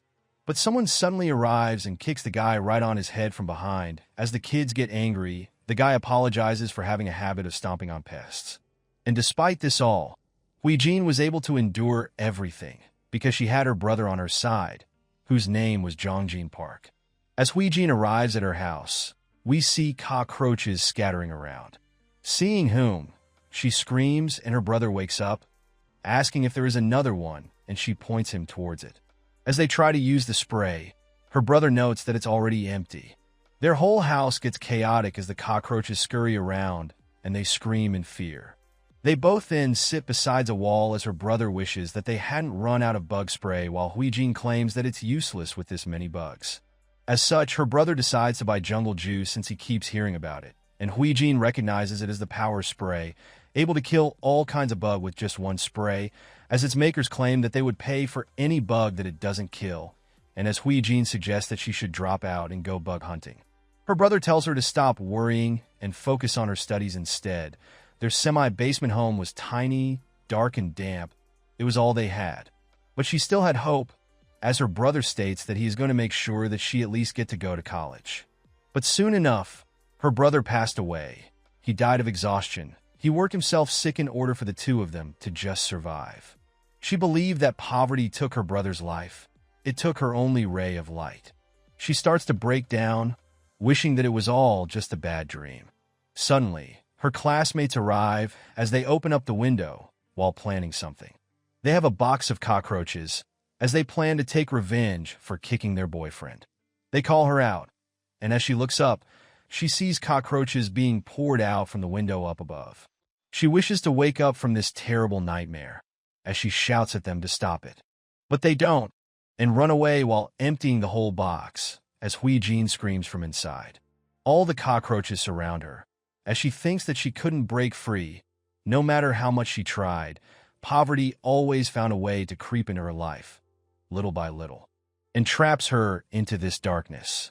She then notices jungle juice on the floor, which her brother bought, and as the cockroaches are rushing towards her, she picks the jungle juice up and quickly sprays on that swarm of cockroaches. And with this, we get back to the present, as Hui Jin is pressuring the earwig and he gets slammed back into boxes with her strikes. Earwig thought that the blow he did to her before finished her off. She soon enough again jumps towards him while questioning him about Doa and Hai Yizong's whereabouts. Seeing their fight, Suchan is quite shocked as he is unable to believe that Hui Jin is this strong, and notes that there is no room for him to join this fight. Though he does wonder how could she be fine after getting that injury, since he saw that wound was too deep, and he thought that she was really dead. Hui Jin arrives and Suchan notes that her hand is bleeding and asks if she is okay, and she replies that she is fine, as she heals quick, and we see her hands is already healed. Suchan asks if that's her complex, and right as she is about to reveal her complex, the earwig attacks again, noting and saying that she is a cockroach. Since her agility and resilience, it's the only thing that fits a stinking cockroach. He starts to rile her up while asking, where did she kill the roach? Was it somewhere dark or damp, perhaps in the sewers or at a dump? Or maybe her semi-basement home, which pisses her off, and the earwig realizes that he is right on the money. Hearing which, Suchan wonders if this is the reason that she was keeping it a secret. He again tries to move, but is still unable to use his wings. Meanwhile, the earwig continues to mock her by saying that he can smell the rotten stench of poverty from her. Though he is getting quite pressured as he notes that she is quite fast for him to land a clean hit. But since they aren't invincible, he just needs to get one clean shot at her. He suddenly remembers how she protected Suchan from his attack, and realizes her weak point as he swerves her attack in between and targets Suchan. Hui Jin realizes and quickly turns back to try to save Suchan, while Suchan wishes her to not do this. But in the effort of trying to save Suchan, we see her getting stabbed by Earwig's pincers, and a huge amount of blood starts flowing out of her. The earwig sneers as he shakes her body of his pincers, while saying that this time she is dead for good, as we see a large hole through her body, and as her body falls right in front of Suchan, we see him being too stunned to even react. The earwig tells Suchan to not take it to his heart, as she still would have died even if she wasn't an insect human. Since this is the kind of world they live in, there is no room for the poor to survive here. But suddenly, we see a bright green glow, seeing which the earwig is left shocked as his eyes widen. And we see Suchan getting completely taken over by his rage, as his wings starts glowing bright green. The earwig is incredibly confused seeing Suchan in that state. He is unable to get the words out for it. He notices his wings lightening up, which makes him question if it's a part of his complex, but later doubts that's the case, since he didn't do anything like that earlier. And he has never been fed before either, and notes that Suchan changed into this state right after he killed the roach girl, which makes him wonder that perhaps there are other ways to evolve, even without feeding on other insect humans. And the earwig finds that prospect fascinating, as he again starts to drool in excitement while saying that he is curious to find out, since the nutrients they get differ according to the prey they feed upon. As such, he quickly attacks Suchan by extending his pincers towards him while saying what would happen to him if he were to feed on Suchan while he is in such state. But before he could notice anything, Suchan is already right in his face, as he is preparing for a direct hit. The earwig finally notices Suchan, and his eyes widen in shock, as he was unable to notice anything. Suchan lands a heavy blow directly on his face, which creates a huge impact and sends him flying away, crashing in a bunch of boxes behind. The punch was so powerful that it caused the whole warehouse to rattle upon connecting, and creates a large smoke screen from all the dust that got blown up. Suddenly, the earwig uses his pincer to attack Suchan from the smoke, and it seems to connect. Meanwhile, he is still lying on those boxes while thinking that he felt the blow connect, and that should be enough to knock him out. But his face soon turns pale upon seeing something, as we see Suchan has grabbed his pincer with just one hand, as the earwig finds it completely unbelievable and his pincer starts to tremble while being unable to reach him. The earwig knows that jungle juice turns people into monsters, but it leaves the user's intellect and reason intact as he tries to pull back his pincer. But Suchan doesn't let him, as he stomps on ground while pulling the earwig towards himself and on top of holding his pincer. The only thing Suchan is thinking right now is killed or be killed, eat or be eaten. And the earwig notes that it's almost as if Suchan has lost his humanity, since the only instincts he has right now is of his complex. Seeing him like this makes the earwig shudder in complete fear. Suchan then pulls him up using his own pincer, using enough force that he is completely lifted up from the ground, almost as if he is plucking a flower.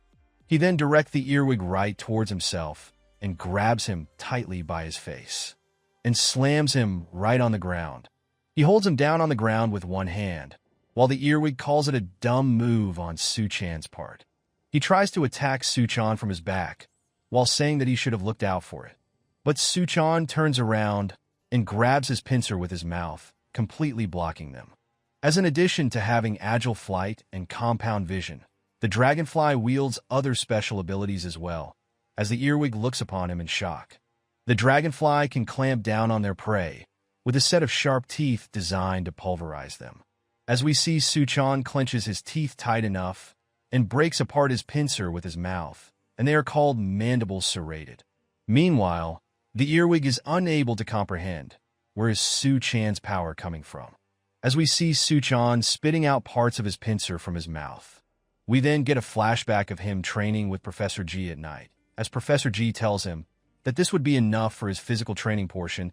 He has to practice every day, and he would be able to minimize the side effect from using this ability. And now, they would be moving on to the theory, which is the defense mechanism of insects, and it's the mode in which they react to threats. As humans, their sense of reason achieves a balance with their animal instincts. Defense mechanism can help them break that equilibrium and tap into their instincts, as Suchan wonders what could be that. Professor G continues that since insect humans like themselves have the power of the complex, they can exert even greater power by utilizing these senses. That is the significance of the defense mechanism. However, these mechanisms are hard to control. Should Suchan break the balance by too great of a difference, he may enter a state in which he has lost all sense of reason, as we see him being taken over by his animal instincts. And in such states, the complex will swallow him whole, as we see Suchan completely losing it and his starts glowing bright green. The earwig's eyes starts getting red and swells up from fear, as he realizes that Suchan is unlike the others. For years, the earwig has been in constant pursuit of greater strength, a relentless hunt for one prey after another. But today, upon encountering Suchan, he realizes that he has chosen the wrong prey to feed on. As we see Suchan is completely ripping his pincers apart from his bare hands while the earwig screams in pain, thinking that how could he have known that he would encounter such an opponent who is so beyond his class. He begs for mercy and tries to apologize to Suchan, but his pleas lands on deaf ears as Suchan rips his pincer apart in a wild manner. He then opens his mouth and clenches down tightly right on his pincer, and rips it to shreds, as we see the pieces of his pincers are flying all over. His screams gets louder, and we see the warehouse getting covered in his blood, which splashed all over the place. He tries to apologize, but he is not able to utter them properly, and so, only few pieces of broken sorry comes out of his mouth.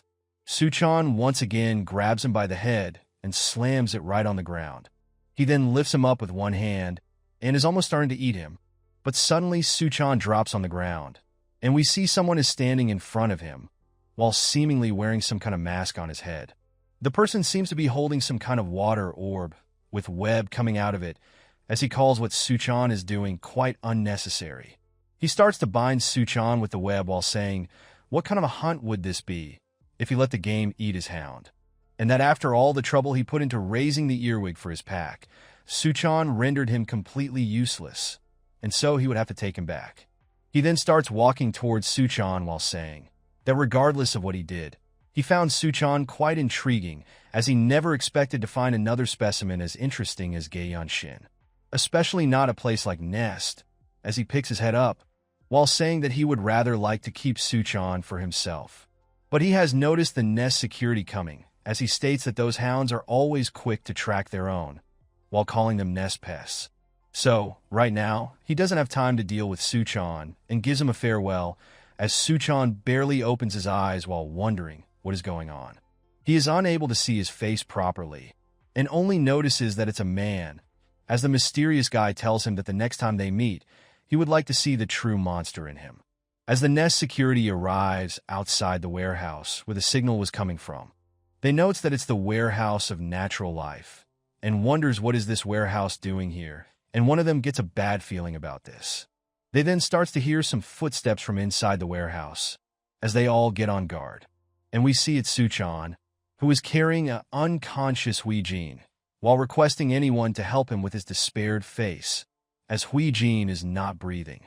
Starting from chapter 17, a bit later, and we see Professor G also arriving at the scene with a shocked expression as he looks over to Suchan, who is carrying an unconscious Huijin. The rain pours down heavy on them as the medic quickly hurries up, and with some stutters in his words, Professor G asks Suchan what happened. He replies with a dreaded expression that they went into a warehouse looking for jungle juice and met another insect human there. Hearing which angers Professor G, as he slams down the stretcher the medics were carrying, he grabs his shoulders tightly and tells Suchan to speak up, as all they had to do was find a lousy bug spray, yet how can that end up in a casualty? Suddenly from behind, Professor U arrives, telling Professor G to not make a scene and mind his temper. He glares back at her, and we are introduced to Wang Yingyu, who is in practical entomology, as she questions Professor G, how would they carry the patient now that he has broken the stretcher? He questions, what is she doing here, and she replies that she goes wherever a patient needs her care. She then asks Suchan to put her down, and afterwards, she seems to have taken something out and starts her treatment on Huijin. And right as Suchan asks her, what is she doing, he gets surprised seeing what happened next. We see the antenna on her head starts to glow, and some kind of thread starts to slip out of her hand, making Suchan wonder, what is that? Her assistant tells Suchan to not worry, as it's merely a method of treatment. Professor Yu possesses a rare and special complex. She is half a firefly of the Coleopteran order, and half a species of fungus that feeds off of insects' hosts, the Cordyceps militaris. And of these rare fungi, her species is known as caterpillar fungus, a singular species engineered for research purposes and prized for its healing powers, which makes her complex, the most effective and mysterious one in all of Nest. And so, he notices her wound getting completely healed, and he happily asks if it means that she can bring her back to life. But she denies, saying that it's too late already. Her heart stopped beating long ago, and her complex only allows her to heal wounds. She stands up, preparing to leave while apologizing that she cannot revive a person who is already dead. Hearing which, both Professor G and Suchan are filled with shock and despair. Meanwhile, Professor Yu tells the medics to carry the body inside. As the medic tries to take her away, telling Suchan it's time, but he still doesn't let go and holds her tightly in her arms. We once again get a flashback from Huijin's past, as both her brother and she are tired from chasing after another bug. She expresses her distress of being sick of the disgusting bugs, and also her apartment, wishing, if only their family had been rich. But her brother speaks up, saying that even bugs can be pretty when they shed their old skin, bugs like butterflies, dragonflies, and cicada, but Huijin doesn't get what is her brother talking about.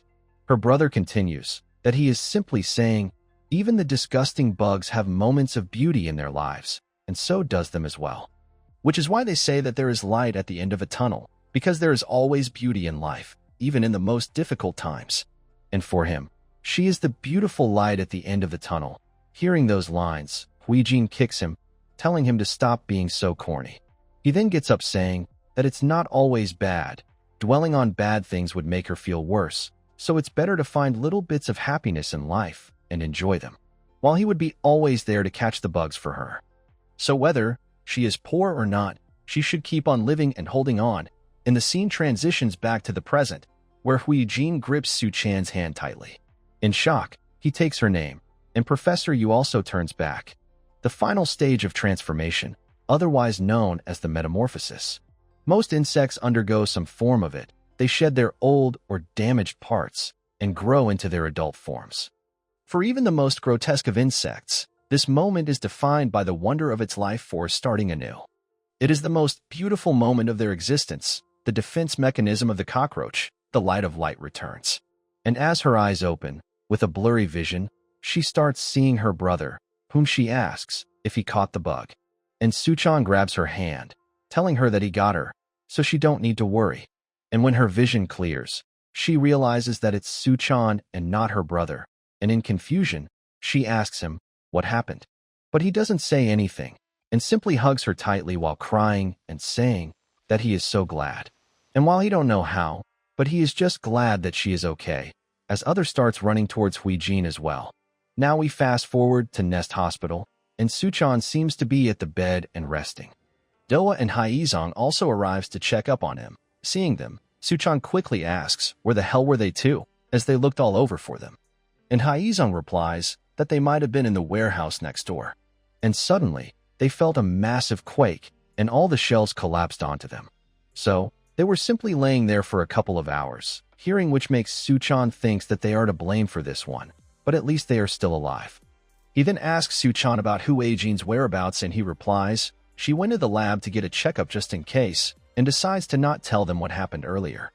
But regardless, Haizong and Doa are frustrated that all those cans were fake, since now they are back where they started, and Suchan replies, at least they still have some time left before the deadline. Suchan remembers something and asks Haizong, how did they even end up finding that place, since it was quite deep in the mountains? And he replies, someone told them. While they were asking around, Suchan questions, who was that? And he replies, he doesn't know. It was some guy passing by, but he did stand out a little. He had sort of white, lavender-colored hair and a big piercing on his ear.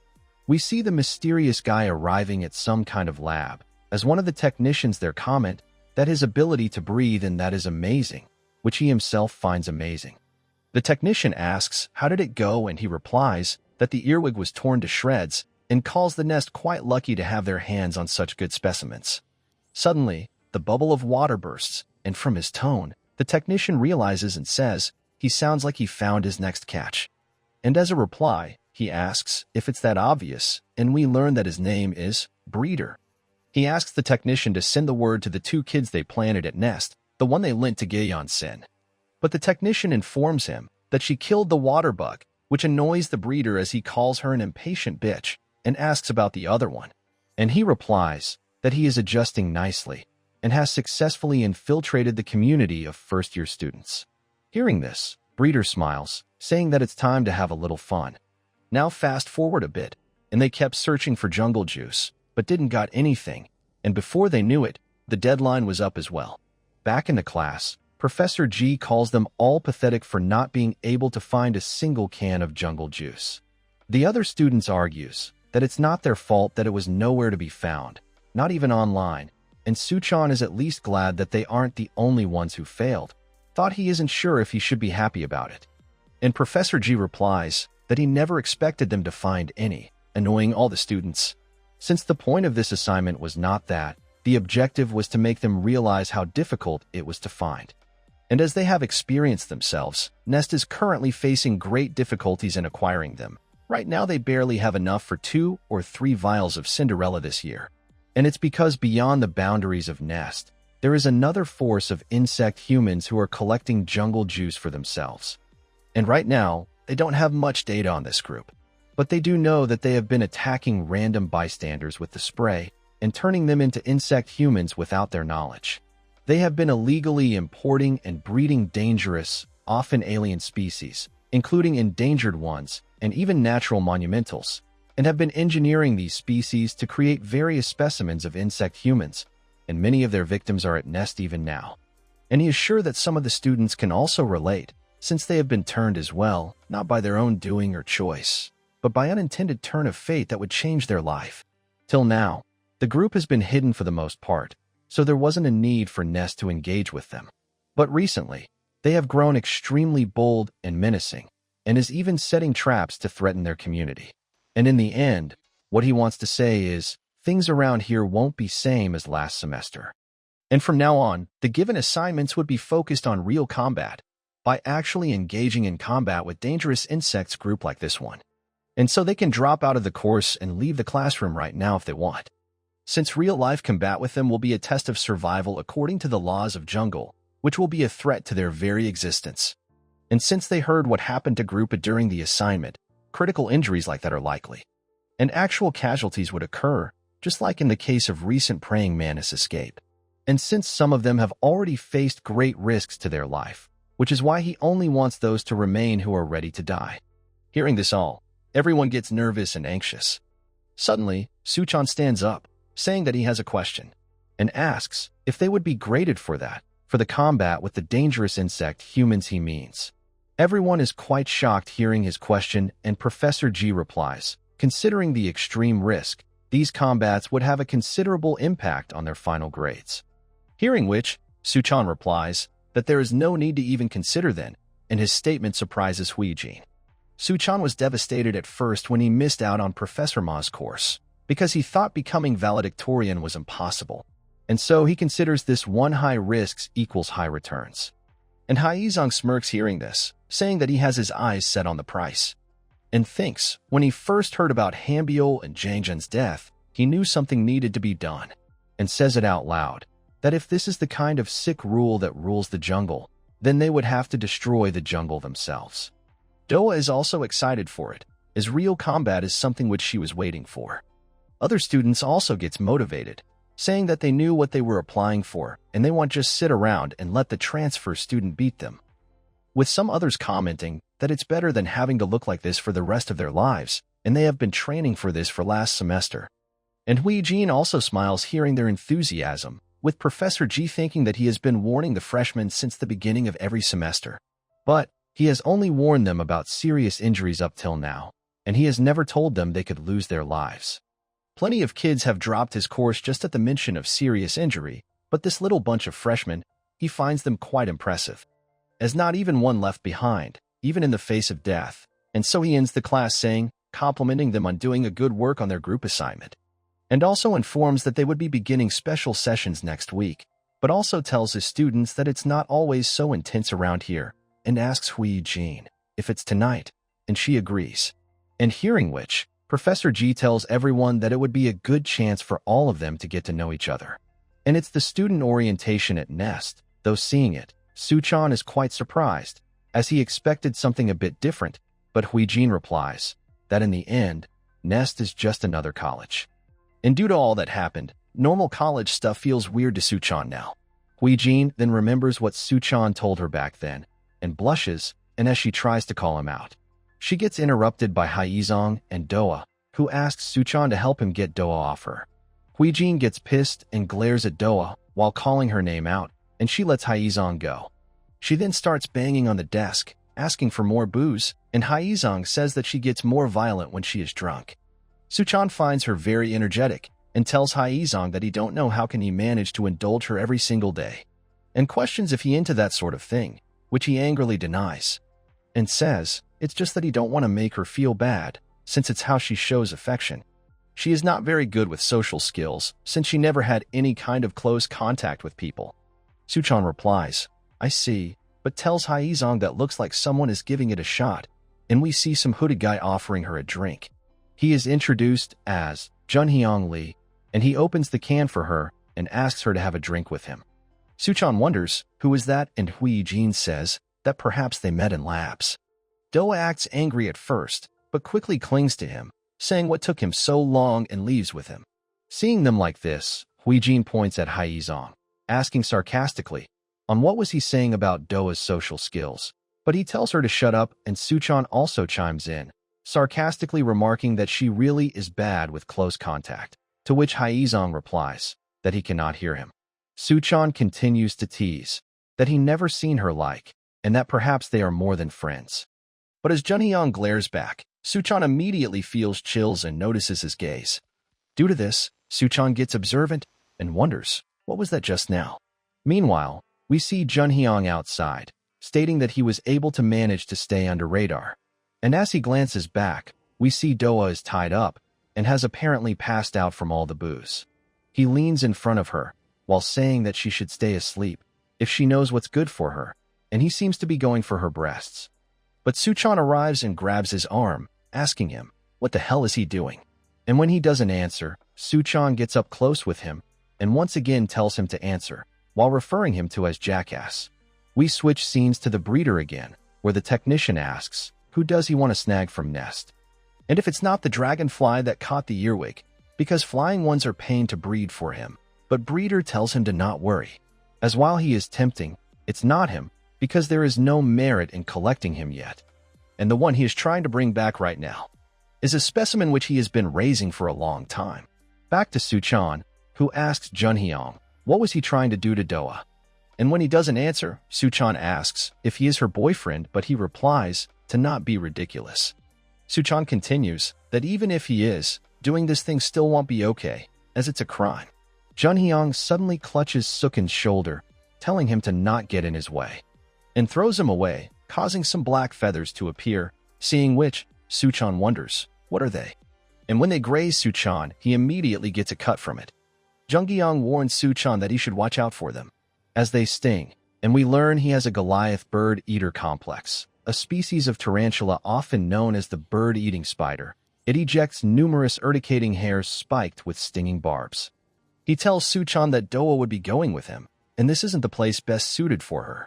And once they leave, she would never come back to nest again. It makes Suchan say, he is not a student here, is he? Knowing that Suchan has realized it, Junhyung immediately rushes off to attack him. And right as he is about to catch Suchan, Suchan remembers that last time he went overboard and caused a bad reaction. But now he is back at full power as he dodges his strike and flies up in the sky. He plans to keep his distance and strike when the moment comes. But Junhyung tells him that he should have run away while he still had the chance. And we see some kind of black wings coming out of his back. It's the defense mechanism of the tarantula, and he starts shooting sharp feathers at Suchan from a distance. Suchan is taken by surprise by his attack, and notes that there are too many feathers that he cannot dodge them, and questions, how can someone have such OP ability? Due to this, he quickly gets back on the ground and decides to run back and get some help. But Junhyung easily catches him, saying that this cannot happen, and he would now have to take Suchan as well. Back to the cafeteria, Huiji notes that Suchan has been gone for a while, and perhaps he wasn't just going to the restroom. She wanted to ask him about what happened that day, but she is unable to get a moment alone with him. But she quickly drinks, saying there is no need for her to be alone with him, and wonders, why does she feel so disappointed right now? And just then, someone calls her from behind. She quickly freaks out, and notes it's Haizong, who asks her to call Doa since they are both roommates. As he is unable to find he, and she has been gone for an hour now. The bee girl from behind speaks up, saying that she saw her earlier. A guy was taking her outside, hearing which worries them both. Back to Suchan, who is able to free himself from his grip and quickly make some distance between them. But Junhyung is able to get behind him again, and Suchan notes that he is quite quick as well. And since he is able to catch up to him, Suchan decides to fly above him, but he again uses sting hair to counter his flying. Due to this, he is unable to escape him by flying. Junhyung again uses his sting hair, and Suchan thinks that he is trying to corner him here. He tries to wake Doa up, but she isn't waking up. Suddenly, Junhyung arrives and lands a kick on Suchan, pushing him back, asking why is he getting in his way, as it's not like he is her boyfriend either. And he replies that Doa is part of his group. Without her, they cannot do their assignment with a member missing. And he likes the college life he is right now, so he won't let Junhyung ruin it. And so, Suchan takes a step, noting that this is the moment, it's either now or never. The moment he has been waiting for. Right now, Suchan recognizes him as the prey and decides to hunt him down. He remembers Professor G's words, as humans, their sense of reason achieves a certain balance with their animal instincts. So, instinct and reason, he has to break the equilibrium and tap into his animal instincts. Only then would he be able to exert greater power, as his punch sends Junhyung flying. And right as Suchan thinks that he got him, his vision starts to get blurry, and he falls on the ground. Junhyung tells him that he didn't inject enough to kill him, since killing him here is not exactly his idea of a fun time. Suchan wonders, how was he able to attack him in that split second? While Junhyung gets his arm broken and compliments Suchan for having a nice complex. But regardless, he still doesn't think that it's as good as his. Now fast forward, and we see him waking up in a bed, as he questions, where is he?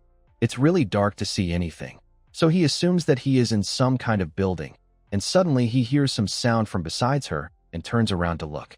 And we see he is in bed with Doa, and seeing her, he starts to sweat profusely.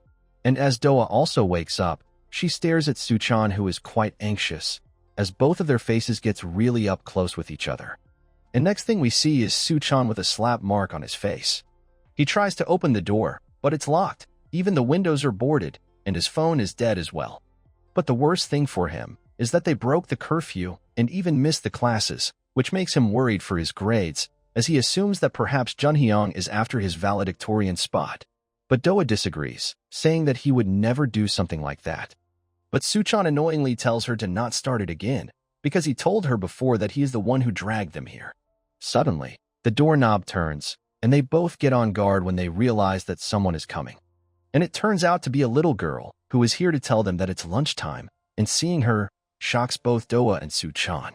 As they go outside the room, we see many kids having their lunch, as Soo-chan questions, "Where are they?" And Doa answers that it's Angel Orphanage. It's the place where she grew up, though she doesn't seem too glad to be back here. It's apparently a small orphanage in the countryside. The kids then notices Doa's tail and asks if it's real, seeing which Soo-chan gets concerned about them seeing her tail. But she simply makes up a lie that it's a toy and they believe, making Soo-chan realize that kids would believe anything. They start to touch and play with it, and Doa starts to get annoyed, but instead of lashing out, she quickly runs away, which Soo-chan finds good since she didn't lost her temper with the kids. Now the director of the orphanage arrives, asking Soo-chan if he slept well, and tells him to make himself at home since he must be Junhyung and Doa's friend. He then thanks her for washing his clothes, and the director tells him that Junhyung was the one who brought them here, and Soo-chan confirms if he is the one with the bandages on his face, which she agrees with. She explains that they both grew up together here, and since he is like a son to her, she couldn't turn him away. From this, Soo-chan realizes that it's the reason why they seemed close. He then asks for Junhyung's whereabouts, and she replies she is not sure, as he simply told her to take care of him for a few days and left. Hearing this is surprising to Soo-chan, as Junhyung must know that Soo-chan can simply fly away from his place, and wonders what his intentions are. The director then asks about Doa, and if she is being picked on by other children. Soo-chan disagrees while thinking that she can probably beat up any guy on the campus instead. The director then expresses her worry about her, as she was such a tender and fragile child, which Soo-chan doesn't believe, and confirms if she is talking about Doa. The director continues that when she suddenly showed up with a tail, she was quite shocked. Meanwhile, Doa seems to be annoyed upon remembering her memories. As right outside the orphanage, she seems to have met her father, who used to hit her. As he orders her to go back inside the orphanage and tell them that her daddy's back, or if she is going to report him to the police like last time, which terrifies her. And so, he again threatens to beat her if she doesn't go and tell them that. Back to the present, Doa bites her lip while saying that this place brings up bad memories. Back to Soo-chan, the director says she would bring back his clothes, since he would need to go back to the campus, and he thanks her for that. Suddenly, the little girl from before tugs on Shawl and asks him to draw with her. The director tells Soo-chan that Yerim perhaps thinks he is quite handsome, so it's going to be hard for him to pry her off of him now, but Soo-chan replies he can play with her for a bit, as he thinks that Doa would like to stay longer since this place is like her home, and decides to spare a little time. Yerim then finishes her drawing and shows it to Soo-chan, which depicts her with wings, and Soo-chan asks if they are butterfly wings. She gets really excited, stating them to be pretty, while explaining they are the wings of the morpho butterfly, and they are in the Nymphality family, and they are ugly caterpillars who turn into beautiful butterflies. And she wishes to have wings like these, which she finds really cool, and Soo-chan disagrees, saying that it might gross people out and they might not play with her, as people don't really like bugs. Yerim replies she doesn't like bugs like mosquitoes either, as they drink blood and spread diseases. Seeing her marks, Soo-chan thinks there are lots of mosquitoes in the mountain. Yerim then says that she likes dragonflies, and they can eat more than 200 mosquitoes in a day, and refers to them as superheroes because they are so helpful. The director then calls out Yerim to get ready to leave tomorrow, and Soo-chan asks her about it. Yerim replies that she is moving to another orphanage tomorrow, and while she is sad about leaving her friends, she is excited about having a new home. She then leaves after giving over her drawing book to Soo-chan, and they wave each other goodbye, hoping to play again next time. He starts to open the drawing book, while thinking that it felt therapeutic, and now plans to head back to nest with Doa. We switch back to the director, who asks her assistant if the preparations for Yerim's departure are underway, which she agrees with. and Yerim seems to be tied up in a bed as the director congratulates her on her happy departure. She asks her assistant if she gave Yerim anesthetics and if no one saw, which her assistant gives a positive reply to, while stating to the director that this isn't their first rodeo. The director asks, "What did they send over?" And she replies, "It's a giant millipede," and she finds it absolutely disgusting. The director then grabs the jungle juice, telling her assistant to not creep out or she might drop it. And like this, she is about to spray the jungle juice on Yerim while saying that she doesn't want any damage to lessen the value of their product. Suddenly, they get a knock on their door, and we see it's Suchan, who is about to open the door. But the director quickly shuts it back, asking if he is still here, and he replies that he was looking for bathroom and got lost, which the director finds odd, since they are on the second level of the basement and it's off limits to visitors. Suchan, with a blank expression, once again opens the gate while saying that he knows, and kicks the door right on the director's face, which sends her flying back as she asks, "What the hell is he doing?" Suchan replies, he was on his way out when he saw what she drew, and Kids knows the truth as he shows her Yerim's drawing. He remembers director's words about being shocked upon seeing Doa with a tail, which he calls out as a lie. And he stands in front of her, saying that while he always respects the elderly, but it's only when it comes to humans, not vermin like her.